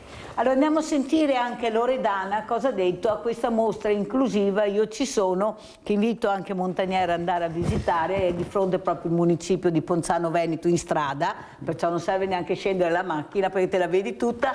Andiamo a sentire Loredana. Sono una volontaria, faccio parte del coordinamento di Macerata, Breda e Carbonera. Sono orgogliosa di essere una volontaria perché questi ragazzi danno tantissimo, ci danno gioia, noi contribuiamo nel portarli non so, in gita, a mangiare la pizza, così, a fare un po' di divertimento. Purtroppo siamo un po' datati come età e non abbiamo gioventù che ci dà una mano. E questo faccio un appello a chi volesse, diciamo, partecipare nei soggiorni estivi a qualche uscita, di farsi presente che noi sono sempre ben accetti, insomma, ecco. Sono la mamma di Viviana, frequenta il centro di Uno di Roncade, le Ginestre. E niente, ringrazio il comune di Ponzano che ci ha ospitati. E niente, la vita va avanti. Ma per lei cosa significa vedere le foto? È un'emozione grandissima vedere tutte queste foto dei nostri ragazzi. Sono le nostre vite, sti ragazzi. Guai se non ci fossero. Bisogna avere ancora un po' di più inclusione, diciamo. Certo, anche le autorità dovrebbero essere un po' più presenti con i nostri ragazzi, perché noi mamme siamo sempre battagliere, però ci vorrebbe anche il resto. Per me vuol dire tanto, perché finalmente è la possibilità, l'opportunità per mio figlio di essere visto per la sua essenza. Lui è un bambino, guarda la foto, lui è un bambino. Tu vedendo l'immagine non vedi la sua difficoltà, la sua diagnosi, le sue problematiche, tu vedi un bambino. E lei ha la possibilità per lui di dimostrarsi per quello che è, e quindi di riuscire ad andare oltre quel muro di diffidenza che ci può essere qualche volta, di non consapevolezza anche da parte delle altre persone che noi viviamo nella società, ma non tutti hanno la consapevolezza della sua diagnosi, di cosa vuol dire, cosa implica. Mi rendo conto che viviamo ancora in una società estremamente materialista, se vogliamo, superficiale, si ferma all'apparenza dell'immagine, non c'è la voglia di andare oltre l'apparenza, ed è un peccato, perché si possono perdere delle belle opportunità. Francesco Montagnier. È una bella iniziativa. A me queste cose qua mi creano una certa emozione. Ma non perché sono un emotivo, ma perché vedo le persone che si donano, che donano agli altri.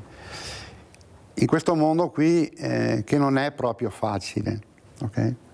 Volevo dirti una cosa, Milena, vedi, 2 anni fa ho fatto il corso, come dicevo prima, il corso del Univol, Università del Volontariato. Eravamo una trentina di corsisti. Finito il corso abbiamo costituito un'associazione. Guarda davanti. Sì. Abbiamo costituito un'associazione che si chiama Voci e Spazi e ha sede in via Isonzo 10 a Treviso. L'obiettivo di questa associazione cos'è? Mettere in rete le tante peculiarità, le tante associazioni che ci sono, per andare a fare qualcosa, perché tutto non si può fare, ad aiutare le persone che hanno meno fortuna di noi. Adesso siamo una 7-8 associazioni, vorremmo diventare molti di più, magari fra un po' di giorni ti faccio avere del materiale, mettiamoci assieme. Parallelamente è nata una fondazione che andrà a distribuire i ricavati dalla sua attività per sostenere questa rete. Quindi c'è un mondo che si muove, che capisce, che raccoglie diciamo, le necessità dal territorio. Siamo aiutati? No, ma noi volontari non vogliamo neanche tanto essere aiutati, vorremmo solo essere ascoltati, questo sì. Ecco.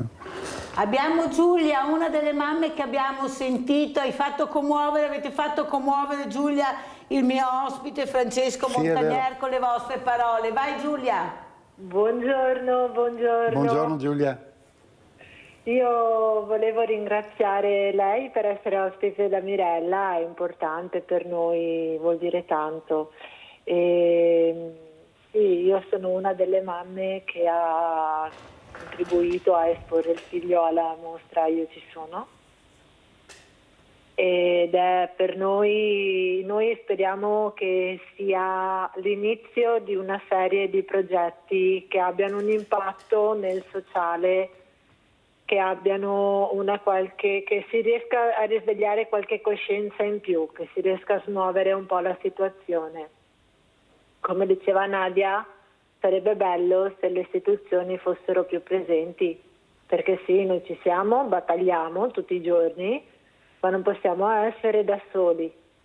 E sarebbe bello, come diceva la Nadia, se le istituzioni ci fossero un po' di più. Grazie cara Giulia, un abbraccio, prego Francesco Montagnier. Condivido. Se non ci sono, almeno ci ascoltino, perché è la prima fase, ascoltare. Se ci ascoltino, poi diciamo che a meno che non abbiano proprio impossibilità di aiutarci, ci dovrebbero dare una mano. Ascoltarci però, cara Nadia, vuole anche dire creare dei progetti, mettere insieme delle cose, perché se andiamo a mani nude siamo anche, secondo me, e lo dico da volontario, siamo anche poco credibili, dobbiamo costruire. Però, quella mostra...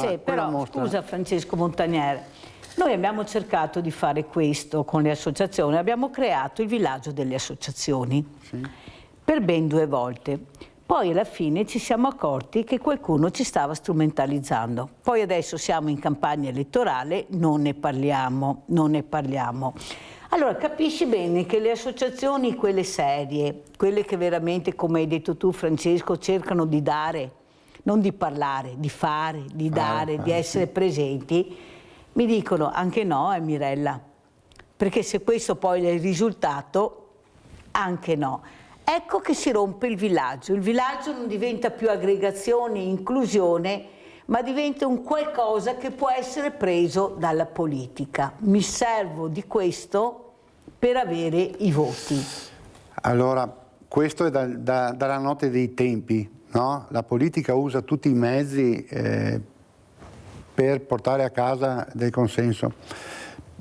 Voglio dire, è anche comprensibile, però dall'altra parte le associazioni non devono farsi strumentalizzare, non devono soprattutto far morire il dialogo. Abbiamo l'obbligo, la politica ha l'obbligo di ascoltarci, noi abbiamo l'obbligo di chiedere, di dialogare, di presentare. Okay? Perché se iniziamo a mettere barriere, allora non va più finita. Però le associazioni di volontariato che io ospito, e ti posso assicurare Francesco, poi tu mi conosci, penso di averle ospitate tutti o quasi, qualcuno dice ma noi non veniamo mai invitati a certi tavoli, ci sono sempre i soliti noti, quelle 2 o 3 famose, tutto il resto è noia, eppure siamo giustamente, come hai detto tu, iscritti a RUNTS. Abbiamo dato, cerchiamo di dare anche durante la pandemia, c'eravamo noi, abbiamo fatto, però non veniamo mai invitati, è come non esistessimo, ed è vero quello che dicono, perché li vediamo chi partecipano a questi tavoli e sono proprio queste associazioni che cercano di tenere lontane le altre, o sbaglio? Allora, io posso solo dirti che è vero. Cosa vuoi che dica che non è vero? Ci sono 4 o 5 associazioni grandi del territorio e quelle la fanno da padrona. Motivo in più per fare rete su tutte le altre, perché se tutti rimaniamo piccoli, se tutti abbiamo 50 volontari, 10 volontari, 15 volontari, perché non ci mettiamo assieme e diventiamo 5.000 volontari? Cambia la prospettiva. Ognuno col proprio nome, assolutamente. sempre però assieme, è quello che non riescono a capire. Questo dobbiamo metterci assieme, c'è poco da fare. Guardate, a Treviso è nata una rete di associazioni che si chiama Tesserci e farò avere la documentazione a Mirella e magari se ci dà spazio torniamo, e così facciamo vedere che proprio a Treviso c'è qualcosa che sta fiorendo. E chiaramente, vuoi che ti dica, una fatica immane, ma noi siamo abituati a stare con le maniche tirate su. Beh sì, perché sennò non è più bello. Allora andiamo a vedere questa mostra che invito tutti ad andare a visitare perché è veramente importante. Siamo partiti da Treviso, siamo andati a Spresiano, poi siamo andati a Silea, adesso siamo a Ponzano, poi andremo su tanti comuni vicino, Villorba, Casale, andremo dappertutto perché hanno aderito Salgareda. Allora andiamo a vedere Io ci sono Ponzano. Quando abbiamo partecipato, come con tanti altri colleghi, alla presentazione di questa mostra nella Loggia Cavalieri, sono rimasto personalmente colpito dalla forza di questa iniziativa, dalle immagini, ma soprattutto dalla gioia dei ragazzi che sono qui presenti, che sono quelli immortalati nelle fotografie.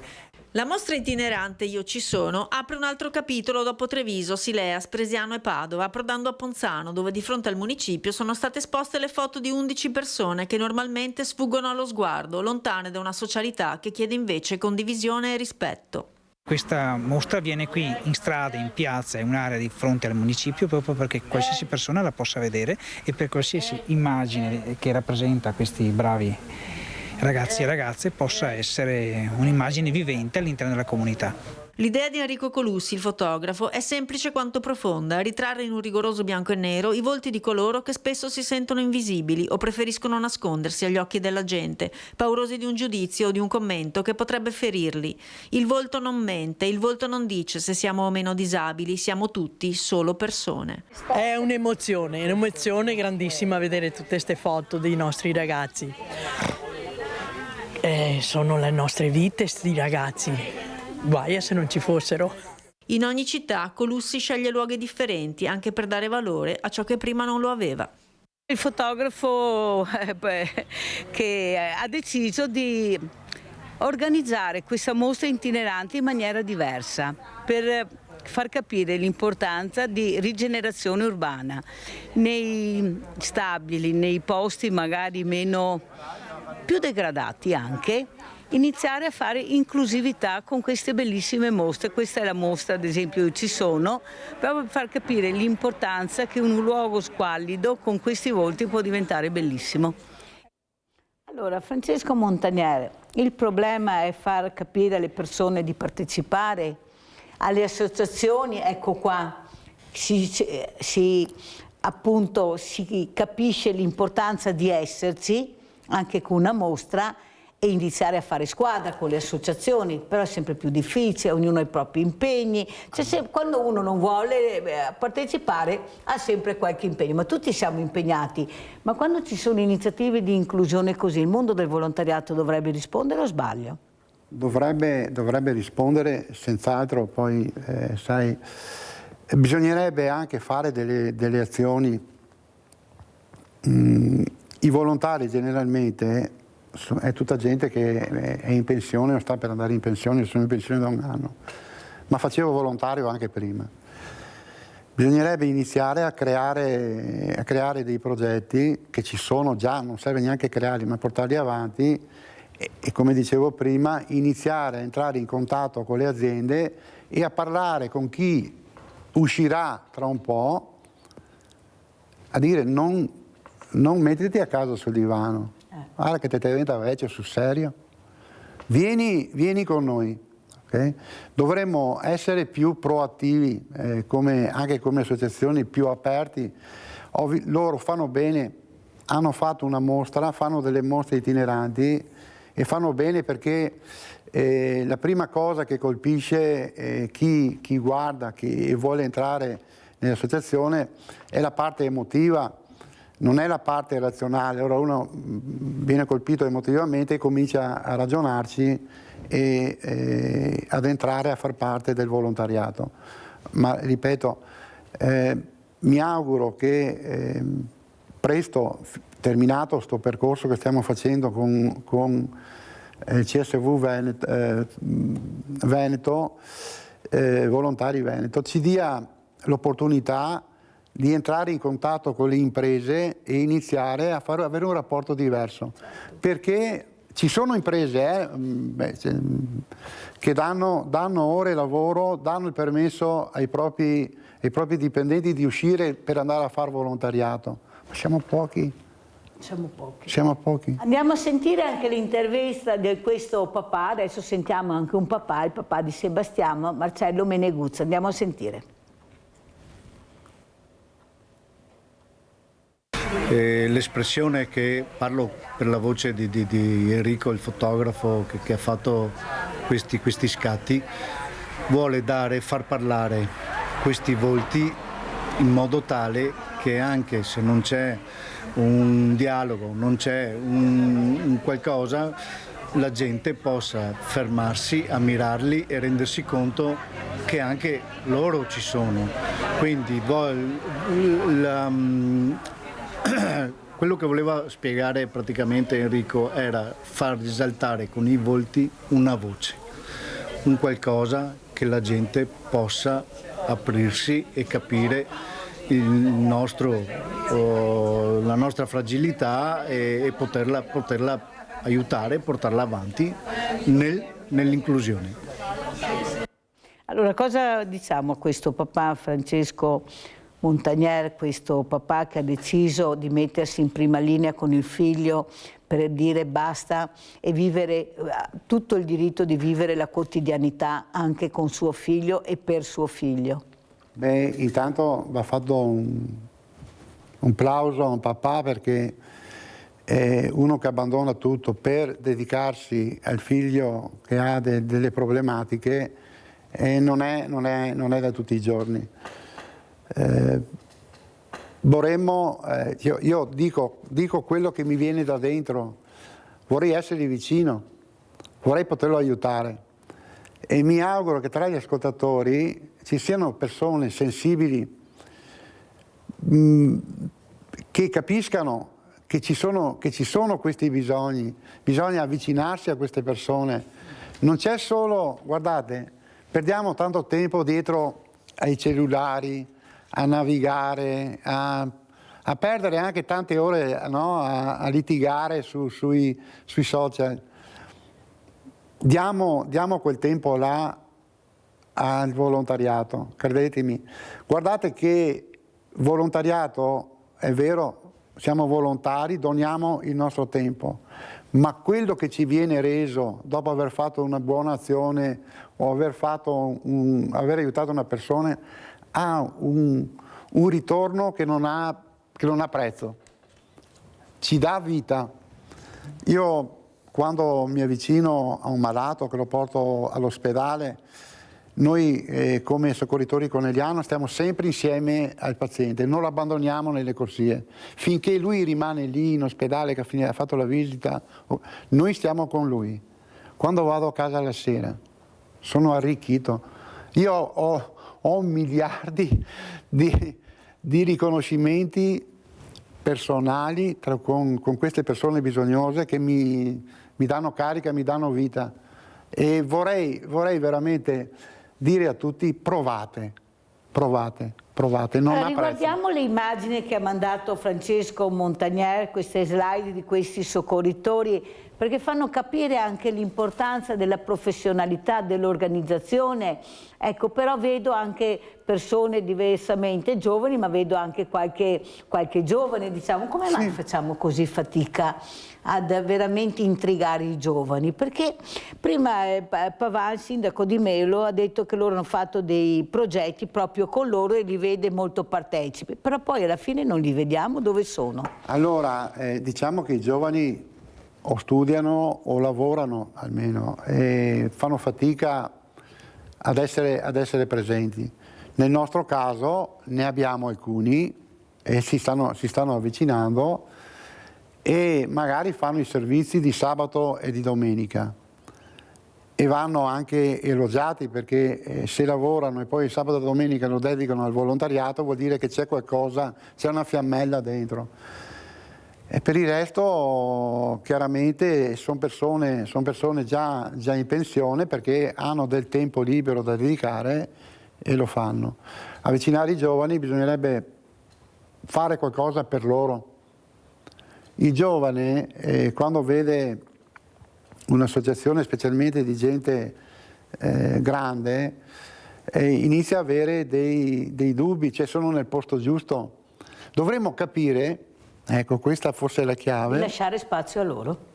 Capire la loro motivazione e lasciare un po' di spazio a loro. Perché la Croce Rossa ha così tanti giovani, oppure anche il mondo ambientalista, il mondo degli animali? Perché vengono intrigati, vengono coinvolti su un tema che a loro piace, ma sono in prima linea, sono loro i protagonisti. Ecco qua.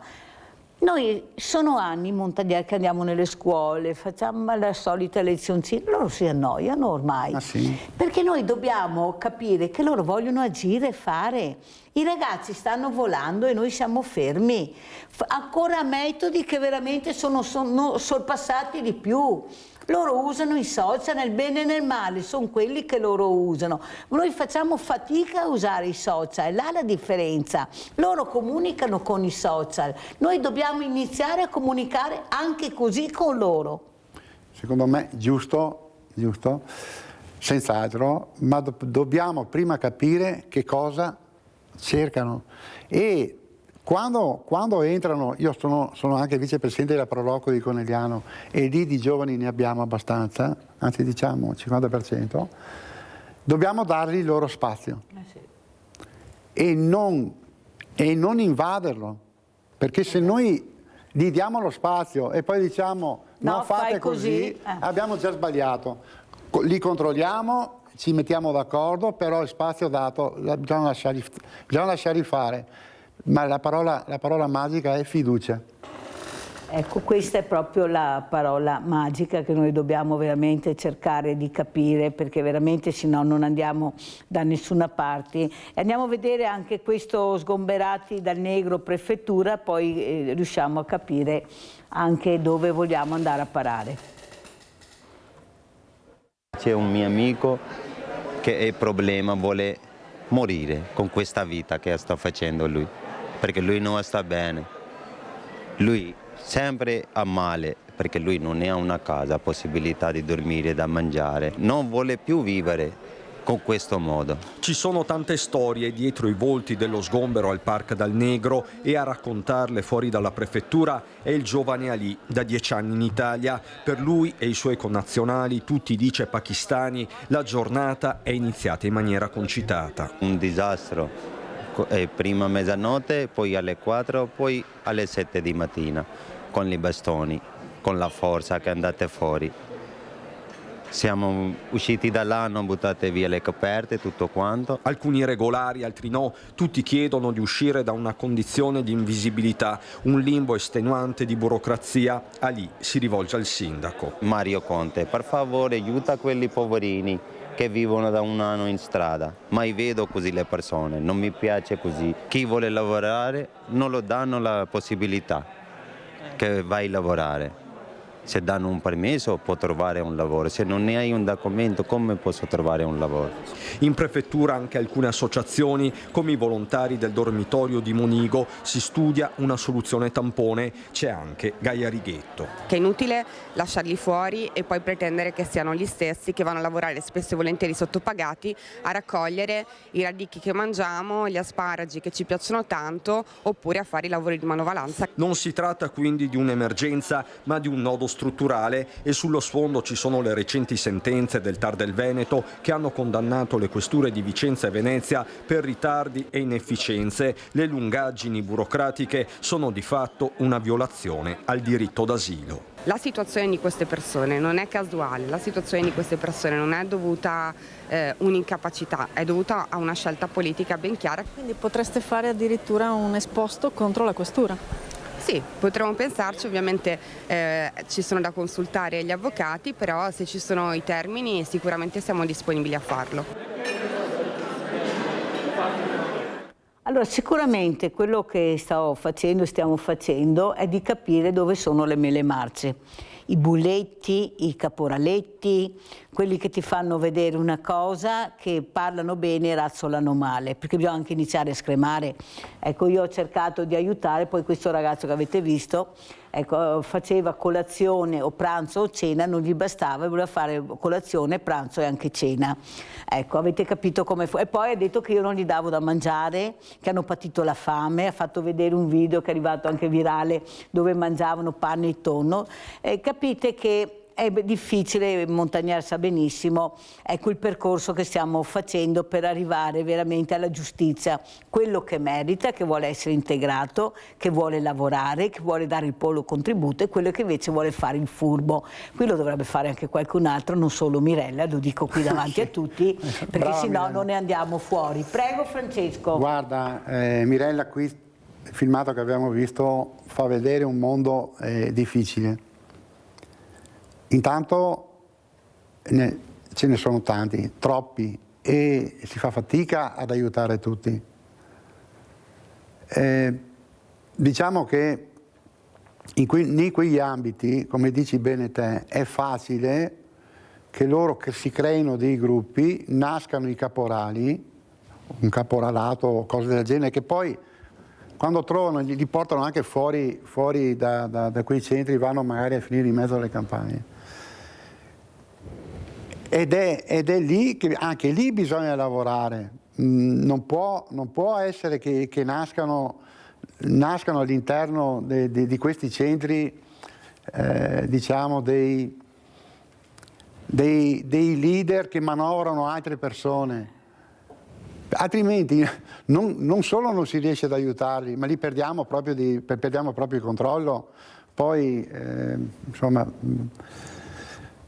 vorrei anche dire che bisogna iniziare a limitare questi. Io non sono razzista, non sono schierato con niente, con nessuno, guardo le cose per quelle che sono e dico che sono tanti, troppi, le esigenze loro sono tante e le risorse che vanno a loro sono sempre tante rispetto ad altri. Però non è neanche giusto che questi ragazzi, quelli che veramente lavorano seriamente, ecco, siano premiati. trattati in quella maniera, No. perché noi abbiamo sentito un ragazzo che addirittura non ha l'acqua, devono razionarsi l'acqua nei vigneti.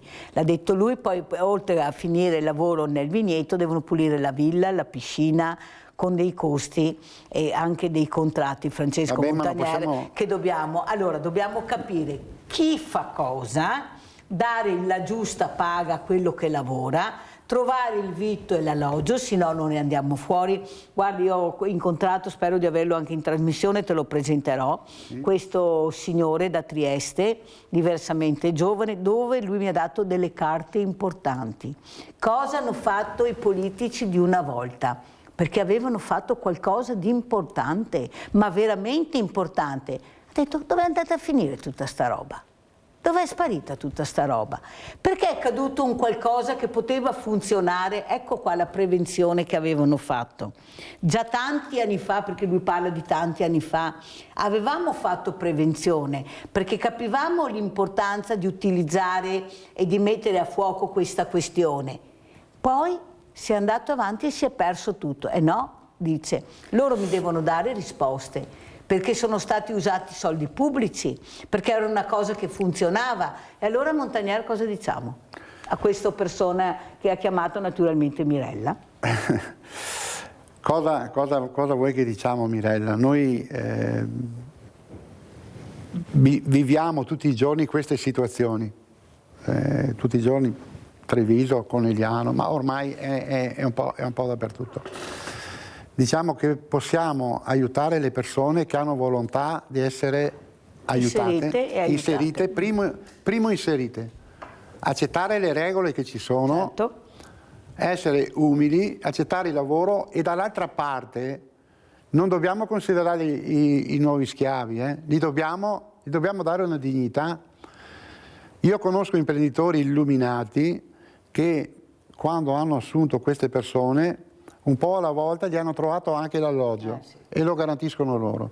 Non tutti gli imprenditori lo possono fare naturalmente.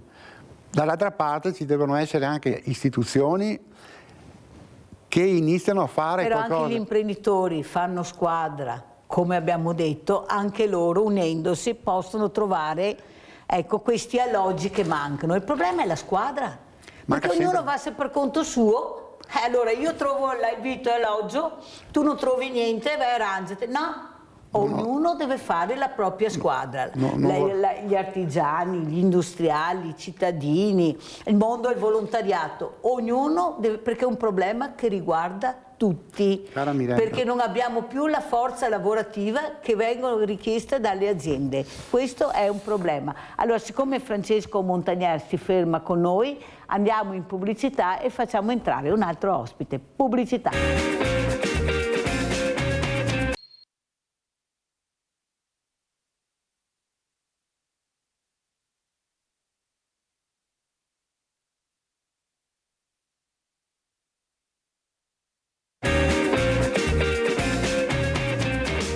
presento il dottor Francesco Chiavacci Lago, vicepresidente Associazione Amici di Giorgio Lago, perché anche quest'anno ha fatto un premio importante, un premio che veramente fa ricordare la figura di questo uomo, di questo giornalista molto sensibile e illuminato. Buongiorno Mirella, grazie dell'invito. Che riusciva a vedere oltre quello che era il giornalismo tradizionale, era il giornalismo d'inchiesta, che adesso comincia veramente a far emergere delle cose anche scabrose. Se non ci fossero dovremmo inventarli questi giornalisti, certo. Altro che storie. Certo. E soprattutto, cos'è la parola giornalista nel 2026? Ecco, cosa vuole dire, dottore, a quei ragazzi che magari sono anche intrigati da questo nuovo lavoro? È un lavoro che può portarti nel mondo, che può aprirti la mente in mille e mille situazioni. Prego. Il giornalismo è completamente cambiato dai tempi di mio papà. Se pensiamo che lui andava in giro con una Olivetti che pesava qualche chilo, dopo batteva, dopo ce lo ricordiamo che dettava il giornale, poi per registrare le interviste portava in giro questo registratore che sembrava grande come me. È cambiato tutto, è cambiato con i social soprattutto, e internet, è cambiato il mondo. Però la cosa che noi notiamo con grande soddisfazione è che il mondo del giornalismo e questo mestiere affascina ancora moltissimo i ragazzi. Abbiamo premiato un mese fa i ragazzi del premio Giorgio Lago Juniores, 10ª edizione, e la vincitrice ha dichiarato, come tanti altri che l'hanno preceduta, che lei vuole fare la giornalista. Infatti siamo in contatto e adesso entrerà in contatto con le redazioni. Già 10 dei vincitori delle passate edizioni sono diventati giornalisti o collaboratori. Allora andiamo a vedere il video e il servizio di questo premio.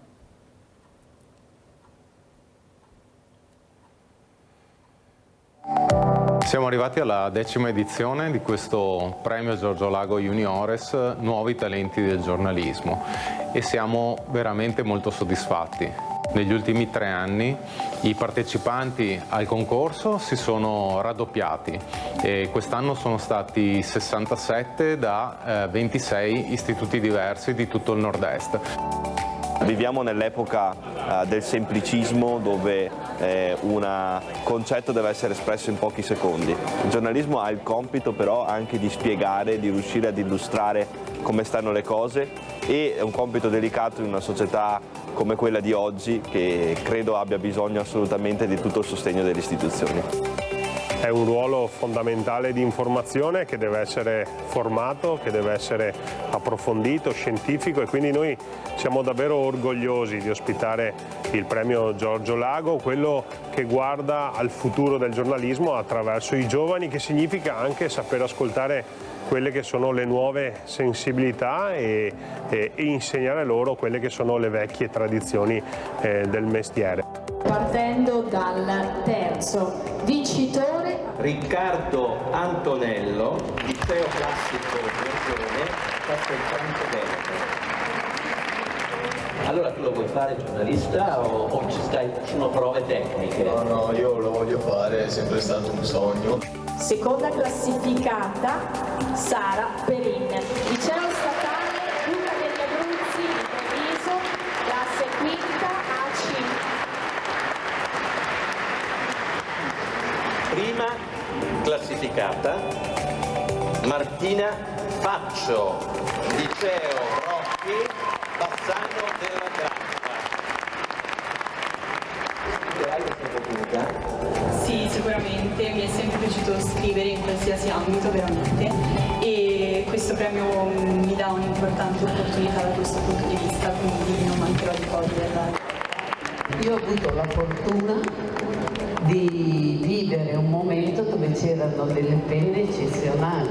Gli articoli che scrivevano i giornalisti in quel periodo lì facevano trasparire l'emozione che provavano nel vedere il salto, la corsa.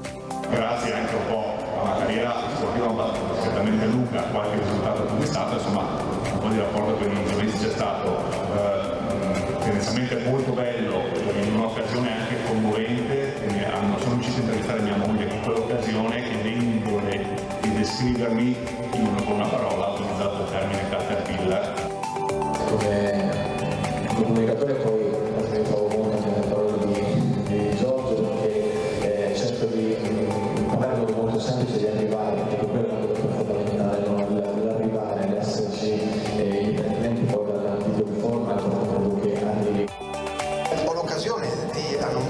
appunto il tema del prossimo anno, che sarà un tema molto importante per il Nord-Est, giovani al bivio, restare o lasciare il Nord-Est, cominciando proprio ascoltando le parole delle ragazze e dei ragazzi più giovani. Allora, Francesco Montagnier, come commenti questo video? Cosa vuoi dire al dottor Francesco Chiavacci Lago? Beh, intanto complimenti per l'evento, perché intanto vedere tanti giovani così presenti e coinvolti fa sempre un grande piacere. Visto che li vediamo così poco. Sì, ci dà speranza nel futuro. Diciamo che io, ripeto, ho conosciuto Giorgio Lago per gli articoli che scriveva anche nella parte sportiva. Sì, certo. Un po' l'ho incontrato casualmente anche a volte quando veniva a Oderzo con Beppi Covre, o Beppi Covre veniva su in Castellana, e ho sempre conosciuto una persona, il Giorgio Lago, una persona diretta, onesta, che diceva quello che pensava e poi lo metteva anche sul giornale, no? Quindi aveva il coraggio delle proprie azioni. Comunque complimenti di nuovo per questo evento, e anche perché tenere viva diciamo, la memoria di una persona come Giorgio Lago penso non sia semplice, e che comunque vada fatta, perché altrimenti lasciamo perdere cose importanti del nostro territorio che invece vanno portate avanti e aiutano anche gli altri a crescere, perché abbiamo visto tutti questi ragazzi sono venuti, sì, certo, hanno un punto di riferimento. Ecco, hanno un punto di riferimento, bravo. Tra l'altro è stato proprio Beppi Covre, i primi anni facevamo il premio senior premiando i grandi giornalisti, e poi con Beppi Covre e gli altri dell'associazione abbiamo deciso di investire tutto sui giovani. È stato Beppi Covre, sicuramente ha dato un grande contributo. Allora, due uomini, dottor Lago, che andavano controcorrente, che avevano coraggio delle proprie azioni. Quante volte abbiamo sentito, io mi ricordo Beppe Covre che andava contro il suo stesso partito, ecco, ed è stato allontanato, ed è stato messo da parte senza capire che non era un problema, era una risorsa, perché lui veramente faceva emergere i problemi che c'erano all'interno della politica e anche del partito, e abbiamo visto cosa è successo. Poi la Lega che dà il 40% e siamo al 6%, ci sarà pure un motivo, qualcuno si chiederà pure cosa è successo. Ecco, cosa è successo? Perché adesso siamo veramente in un momento molto delicato. Prego. È un momento molto delicato che probabilmente Beppi Covre aveva, da grande persona di cultura e molto intelligente, aveva previsto. Aveva capito che probabilmente le radici della prima Lega si stavano spezzando. Capiva che la Lega, quella che aveva le radici soprattutto in Veneto e soprattutto a Treviso, con la ex Liga Veneta, quella che poi, insomma, di cui aveva parlato mio papà, queste radici si stavano spezzando. Si è sempre detto che, insomma, la Lega ha sempre avuto un po' la testa a Milano, più che il bacino di voti però in Veneto. Però si era sempre mantenuta con i precedenti, anche con lo stesso Bossi, anche con Maroni, si era mantenuto questo legame. Probabilmente Beppi aveva capito prima di tutti, conoscendo il Veneto e conoscendo la Lega, che questo legame si andava spezzando e ha cercato di intervenire andando controcorrente, però è stato messo da parte. Invece avrebbero dovuto ascoltare Beppi Covre e quello che aveva da dire invece di metterlo da parte. Un'altra cosa importante sarebbe capire anche quanto è importante ascoltare i giovani non ci sono, i giovani non sono interessati alla politica. Invece noi abbiamo visto i giovani, specialmente con la parola a fianco giornalismo. Vuoi diventare giornalista? Avete visto quanti erano ragazzi e ragazze? Ecco, come fare per intrigarli sempre di più anche nel mondo del volontariato? Non è possibile che siamo ormai veramente agli sgoccioli, scusa Montagnier, perché siamo tutti con l'acqua alla gola per questo mondo del volontariato. Però adesso si apre uno scenario diverso, dove c'è l'immigrato, l'immigrazione. persone. Abbiamo bisogno di sapere le lingue, abbiamo bisogno della parola inclusione, abbiamo bisogno della parola ascolto, cosa che sanno fare i giovani. Dobbiamo dare a loro questa possibilità anche di aiutare il mondo del volontariato e la comunità facendo questo, ascoltando il diverso, cosiddetto diverso, senza capire che invece sono delle persone. Chi ha voglia di integrarsi, chi ha voglia di lavorare, chi ha voglia veramente di dire ci sono anch'io. Prego, dottor Lago. Io credo che sia, come diciamo sempre, una questione culturale e conti molto la famiglia. Perché io stesso mi accorgo che intanto i giovani sono comunque numericamente pochi, intanto, perché purtroppo è così.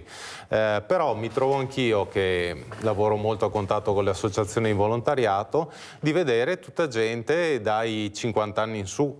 Allora dico, ma queste persone che sono lodevolissime, bravissime, iperattive nonostante magari l'età eccetera, non hanno dei figli, dei nipoti che magari in quel momento sono piazzati davanti a un computer o alla televisione, insomma che non dico di costringerli, perché insomma costringerli non va bene, però cercare di coinvolgerli di più secondo me andrebbe fatto, perché insomma, io ricordo la mia generazione, non dico che sono vecchio, però insomma più di 50 anni, io mi ricordo che quando noi eravamo adolescenti o altro, le famiglie non è che ti chiedevano se avevi voglia di fare le cose, ti dicevano sì, fa. E non ti davano neppure la paghetta. E si faceva.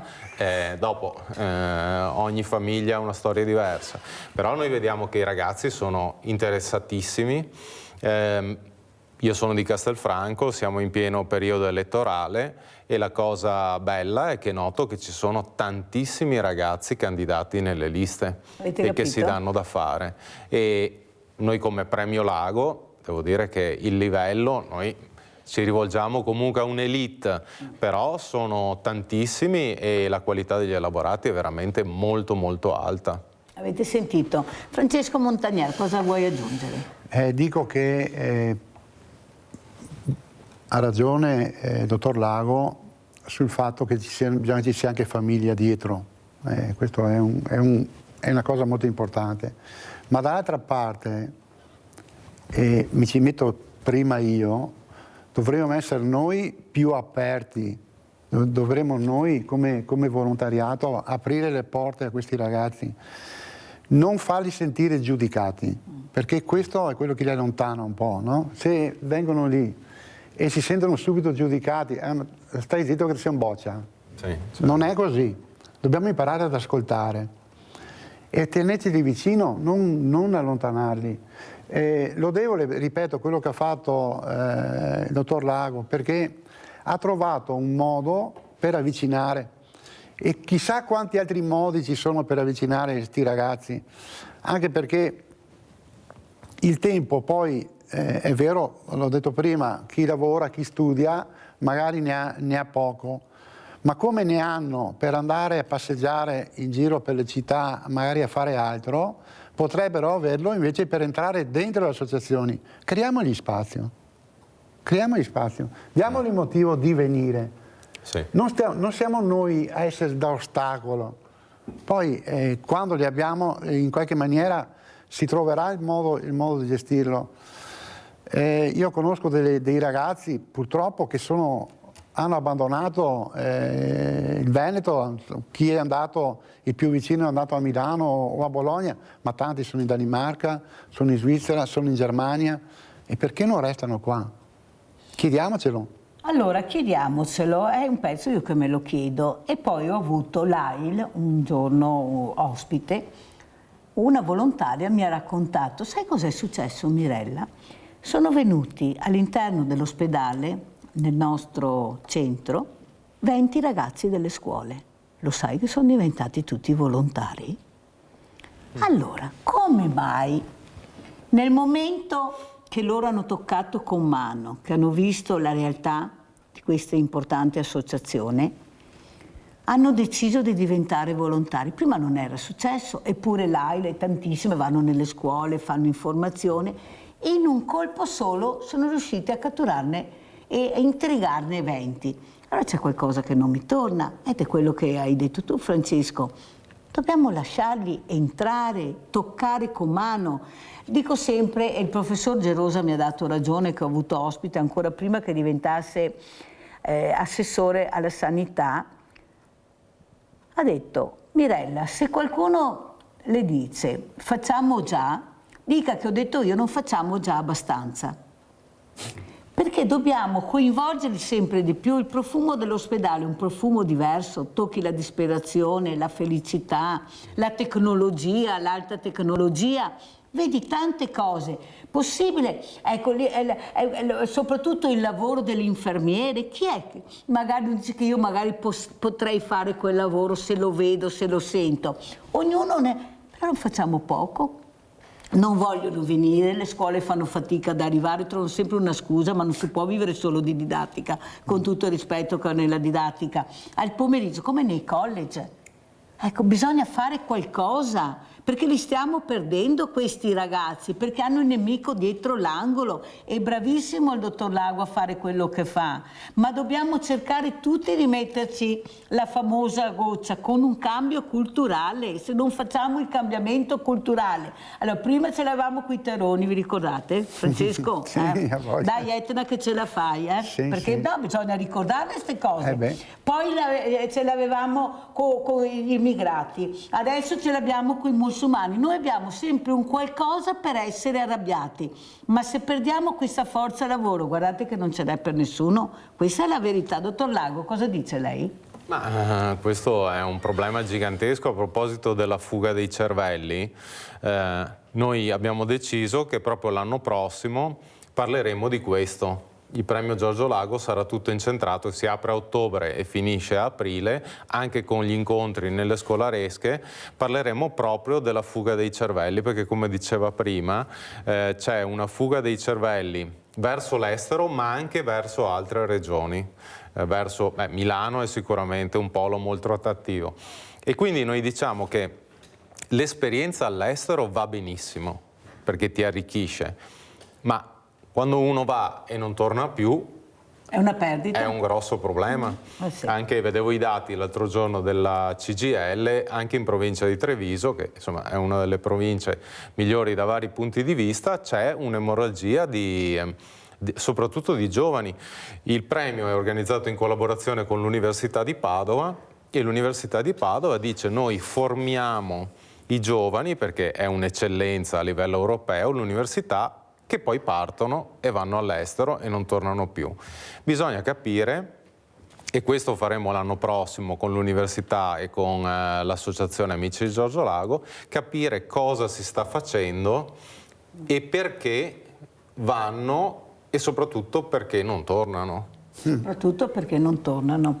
È anche facile capirlo perché vediamo cosa viene offerto, allora noi veramente li formiamo in una maniera incredibile, perché abbiamo le più belle università che ci sono e veramente sono preparatissimi, per quello non tornano, perché se li tengono stretti, perché sono anche bravi. Certo. Abbiamo veramente poi hanno una creatività, abbiamo visto delle cose ieri, delle ragazze con la robotica, cosa riescono a fare, cosa riescono a creare. Se noi gli diamo il gioco, loro lo sanno adoperare. Il problema è che non gli diamo questo. Infatti un ragazzo mi ha detto: ma dateci i giochi, volete che giochiamo? Dateci i giochi, però quelli che vogliamo noi, quelli che vogliamo adoperare. Certo. Perché sono di creativi, ma non lo sanno. Una volta Francesco Montaniere, specialmente alle medie, c'erano le applicazioni tecniche. Ti ricordi? Fatte. Maniera che ognuno sapeva bene o male cosa riusciva a fare. Ecco, e là era già un qualcosa che ti indirizzava anche a un futuro diverso. È sparito tutto, non c'è più musica, non c'è più ginnastica, non c'è più niente. Allora siamo andati avanti o siamo veramente rimasti fermi immobili, Francesco? Diciamo che se abbiamo tolte le basi, su cosa costruiamo il resto? Okay? È vero, non siamo più negli anni 70, 80, quando ho fatto le medie io, quindi riga, squadra, goniometro, compasso, eccetera. Però sì, oggi c'è la tecnologia, c'è altro, ma chiaramente Tutto deve appoggiare su una base solida, certo. Altrimenti restiamo... Che si era creato però la base, ce l'avevamo la base. Ce l'avevamo. La scuola Montessori ce l'hanno invidiata tutti, il metodo Montessori, o sbaglio? Ce l'avevamo e ci creava anche carattere. Quindi la disciplina, l'ordine, il conoscere le regole rispetto. rispetto. Quando entrava il prof in aula, tutti in piedi. E silenzio. Ada da Mestre, veloce Ada, ciao. Michela, velocissima, chiedi. Pronto? Sì, prego. Dammi salvato. Mirella, chiedi ai... Sì, grazie Mirella, velocissima. Chiedi a quel signore che cerca i cervelli e tutti sti cervelli che strappano da sti bambini, che li mettono nella casa, diventano anche loro grandi come noi, diventano anche loro cervelli, ma cosa cercano? Mirella, meglio che chiuda perché sennò Dio mi dà la grazia. Ho capito cosa vuoi dire, la casa nel bosco, i ragazzi che vengono presi, è stato un fatto veramente che ha veramente diviso l'Italia in due, nel vero senso della parola, però bisogna anche capire dove vogliamo andare a parare. C'è un problema di fondo, bastava semplicemente non dare l'abitabilità a quel casolare. In maniera che la gente non poteva, cioè non era che si doveva fare chissà cosa, come facciamo, rispettiamo le regole noi, dovevano rispettare anche loro. Ma me lo sono sempre chiesto, e Mirella. Soprattutto lavorare sulla famiglia, certo, ecco, bisognava lavorare chiesto. sulla famiglia. Li avete lasciati andare lì? Li avete lasciati andare lì? Gli avete spiegato le regole? No. Adesso che li avete fatti andare lì, li fate del male. No, per caso sono arrivati al pronto soccorso perché avevano mangiato i funghi che non erano buoni, per caso? Sì, no.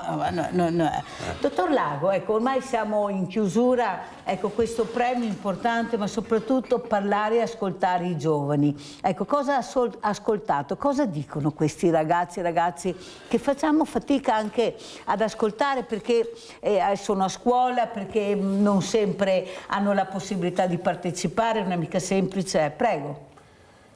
I giovani, noi parliamo sempre dei giovani, ma ci sono tanti tipi di giovani. Io dico sempre che noi, come dicevo prima, ci rivolgiamo un po' a un'elite, perché è ovvio che il premio è aperto a tutte le scuole, non solo ai licei, a tutti gli istituti superiori e anche istituti che non sono licei partecipano. Poi quelli che vincono di solito sono dei ragazzi molto bravi a scrivere, bravi in italiano, e dico che sono molto più bravi di quelli della nostra generazione, perché adesso loro sanno 3 lingue, sanno usare l'informatica, sono più colti, sono più aperti sicuramente, più abituati anche a viaggiare, e qui si parla del meglio dei ragazzi, e questa elite c'è e ci sarà sempre, però bisogna lavorare di più sul resto. Sì. Perché Claudio da Marano, scusi dottore, ma siamo in chiusura e se non mi cade la linea, vai Claudio. Sì, buongiorno a tutti. Secondo Reporters Without Borders siamo diventati praticamente come libertà di espressione, di stampa, dal 49esimo posto al 56esimo posto. Siamo dietro la Costa d'Avorio, Ghana o Gambia. Non si parla di quello che è veramente importante, e cioè, secondo l'ex manager dell'ENI, lui dice che i trader delle raffinerie italiane, le più grosse raffinerie, sono americani. Tutto quello che viene raffinato in Italia va in America e noi siamo costretti a comprare il combustibile sul mercato, ed è questo che ci porta sul prezzo. Ma è ovvio che se anche abbiamo le cose nostre, le svendiamo così, no? Per una carruba, io non so, questo governo fa solo danni, c'è poco da fare. Non abbiamo più nemmeno le nostre raffinerie che ci rifornivano. Buona giornata signori. Grazie Claudio, scusi dottor Lago se l'ho interrotto, ma ormai siamo proprio ai termini, prego. No, dicevo che bisogna lavorare molto anche sul resto. Poi noi come premio cerchiamo di farlo perché il concorso partecipano una 70ina di ragazzi, ma in realtà quelli che noi incontriamo nelle scuole sono più di 1000 all'anno. E quindi noi cerchiamo di interagire anche con quelli che dopo non sono degli appassionati di scrittura, e devo dire che sono veramente bravi, anche quando andiamo nelle scuole uno si aspetta che disturbino, che si distraggano, invece anche classi gruppi da 100 persone sono molto più educati e molto più attenti di quanto eravamo noi alla loro età. Avete sentito cosa ha detto il dottor Lago? Secondo me è una minoranza che crea problemi e che, ci metto di mezzo anche l'informazione, certo, gli dà troppa visibilità e quindi il pubblico crede che tutti siano come quelli, invece sono una piccola minoranza, secondo me. Io sono scioccata anche di quello che è successo ieri a Napoli, di quell'uccisione di quel ragazzo a calci, a pugni, una cosa incredibile, da ragazzini quindicenni.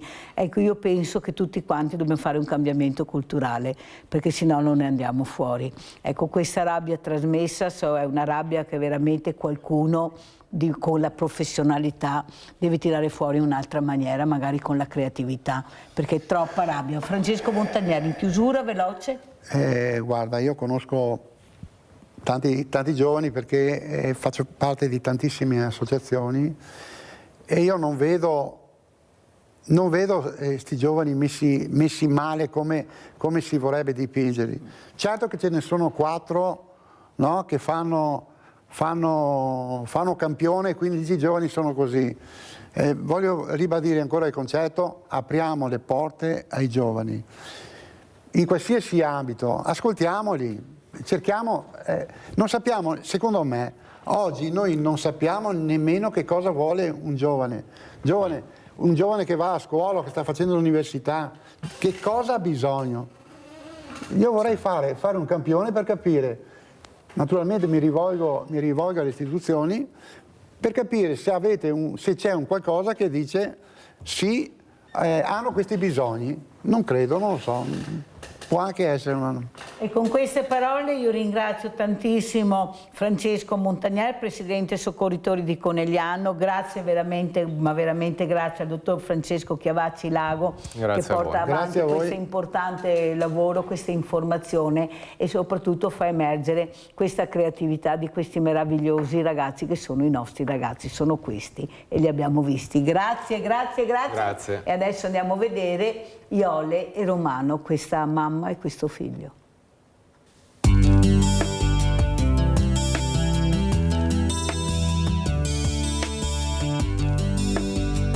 Cos'è che vedi dopo tanti anni? Ecco, tu hai avuto la fortuna, diciamo tra virgolette, che queste stanze dove siamo oggi sono della Curia, perciò... La canonica della parrocchia di Bovecchio, che presumo sia della Curia, cioè me l'ha dato il sacerdote, il parroco di Bo, per cui presumo sia della Curia, quello che ho capito dal contratto. Che oggi abbiamo chiamato, ma purtroppo non riesce a venire perché ha dei funerali, così ha detto, però il problema che vogliamo capire è: tu paghi un affitto allora? Sì, neanche se l'affitto è minimo, e c'è un affitto da pagare. E le bollette? E le bollette adesso quando cominceranno, perché prima il contratto era della Chiesa, adesso il contratto è stato girato a nome mio, di conseguenza adesso cominceranno ad arrivare le bollette come tutte le famiglie, insomma. Ma quello che più ti spaventa sono questi servizi che non ci sono più. Questo fisioterapista che dopo la pandemia non riesce più a venire, non lo vedi più, mancano le garze, manca un po' tutto. Cosa vuoi dire, Iole? Il problema è che mi sembra che la sanità stia tagliando troppo, perché a questi ragazzi che sono a casa, perché se io lo porto in una struttura, a prescindere che non c'è tempo di andarle appresso, soprattutto adesso la pandemia e ne sento di tutti i colori, morirebbero intanto dopo pochi anni, ma se vanno in una struttura devono fare la medicazione, devono fare la fisioterapia, le cose dovrebbero farle, e perché non danno un aiuto anche a casa? Cioè, perché non ci danno il materiale a casa senza tutte le volte che l'infermiere deve venire qua, poverino, a giustificarsi: signora, non c'è niente, oggi non abbiamo niente, ti portano un po' di qua, ti portano un po' di là, perché non c'è niente. Niente, cosa intendi, Iole? Che a casa devono capire, cioè le garze, cos'è che non... Loro di solito mi portano le garze, mi portano le siringhe per dare le medicine tramite PEG, ma scarseggia tutto. A volte te le portano, a volte poverini ti dicono stanno cercando di portare alla sanità che ci dobbiamo pagare tutto, ma questo l'abbiamo capito tutti, non è che ci voglia una grande intelligenza a capire sta cosa, però se lo mettiamo in una struttura devono fare queste cose, dateci una mano, dateli una mano, perché è lui che ne ha bisogno. Iole, tu hai detto finché sono viva e ce la faccio mio figlio rimane qui con me. Anzi, tu mi hai anche detto se io non fossi qui con lui forse Romano non ci sarebbe più. Beh, queste sono parole del mio medico. Un giorno ha detto, sa signora, Romano c'è perché c'è lei, perché l'aspettativa di vita che aveva dato a me il povero dottore fisiatra che aveva Romano prima e che purtroppo è morto, ha detto a me sarebbe vissuto 8 anni. Al dottore invece aveva detto addirittura meno. Invece sono 20 anni che qua ci sarà un motivo.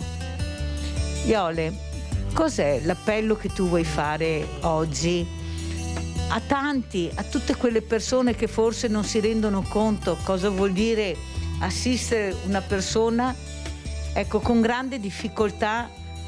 Stiamo parlando di una mamma diversamente agile, come le chiamo io, di un ragazzo completamente steso a letto, immobile, che ha bisogno di tutto. Qual è l'appello che vorresti fare? Cos'è che ti fa più male? Beh, intanto una cosa che non mi piace da sempre, e le signore che lavorano da me lo sanno, non voglio sentire nessuno che dica poverino Romano. È una cosa che mi dà fastidio da morire, perché poverino finché viene accudito, sta autocommiserazione nei confronti degli altri non mi piace. E dopo bisognerebbe che la gente capisse che per fare quello che sto facendo io non è che mi sto divertendo.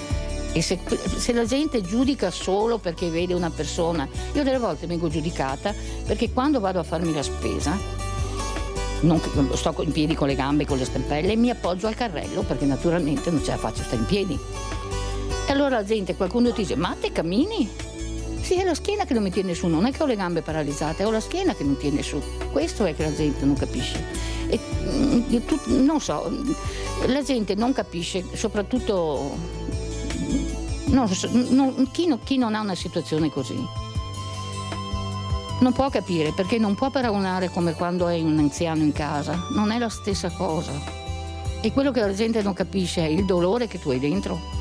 Perché è facile vedere un taglio su un dito, ci metti un cerotto e c'è sangue, ma le ferite che sanguino senza vederlo ti ammazzano, ti uccidono. Queste sono le ferite più importanti che tu porti dentro, sono quelle ferite di umiliazione che veramente hai fatto capire, nonostante il tuo coraggio e la tua forza, però le senti, ecco, questo dividere tra quella che è la società ben pensante e quella che è invece una mamma che ha già perso un figlio, che sta accudendo un altro figlio. Ormai Romano quanti anni ha? E Romano ha 36 anni. 36 anni. Perciò pensate, questa mamma che cerca di far capire che lei non è che chieda la luna, chieda il mondo, chiede solo quei servizi che dovrebbero aspettare di diritto a questa donna, a questa mamma Romano soprattutto, perché ci sono anche dei doveri, ma ci sono anche dei diritti, o sbaglio, Iole? Dovrebbero esserci, bisogna vedere se ci sono ancora, perché con gli anni che corrono mi sa che ormai non c'è più niente. Secondo me non c'è più niente, ognuno qua deve annaspare e deve farsi la strada in qualsiasi maniera, perché non riesci a fare le cose. Io almeno non ce la faccio più.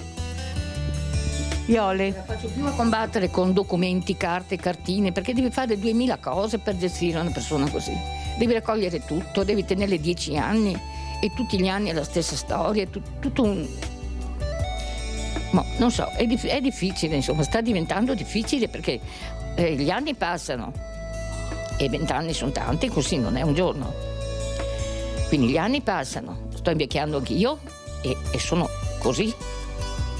Senti Iole, io ti sento da diverso tempo, però la tua voce ti sta incrinando, cosa che mi fa molto male perché di solito sento una donna tosta, combattiva, però ecco, Iole si sta un po' piegando e questo non deve succedere. Io sono qui oggi per cercare di far capire che Iole ha bisogno di aiuto. Iole ha bisogno non solo del nostro aiuto, questa società, come dicevo anche questa mattina, che queste persone li chiama disabili, handicappati, non chiama Romano, non chiama Iole, vede queste persone come persone con grandi problemi. Quando non ti dicono mongolo. Quando non ti dicono mongolo. Però Iole, noi dobbiamo andare avanti. Questo messaggio è un messaggio di una mamma per tante mamme che oggi non intervisto, ma che ci sono, per i tanti romani che ci sono, perché qualcuno potrebbe anche dire: ma portano in una struttura, dovete andare in una struttura, cosa vorresti dire tu? No, sarà mai, mai. Finché un briciolo di respiro non sarà mai, e finché ce l'ho ancora.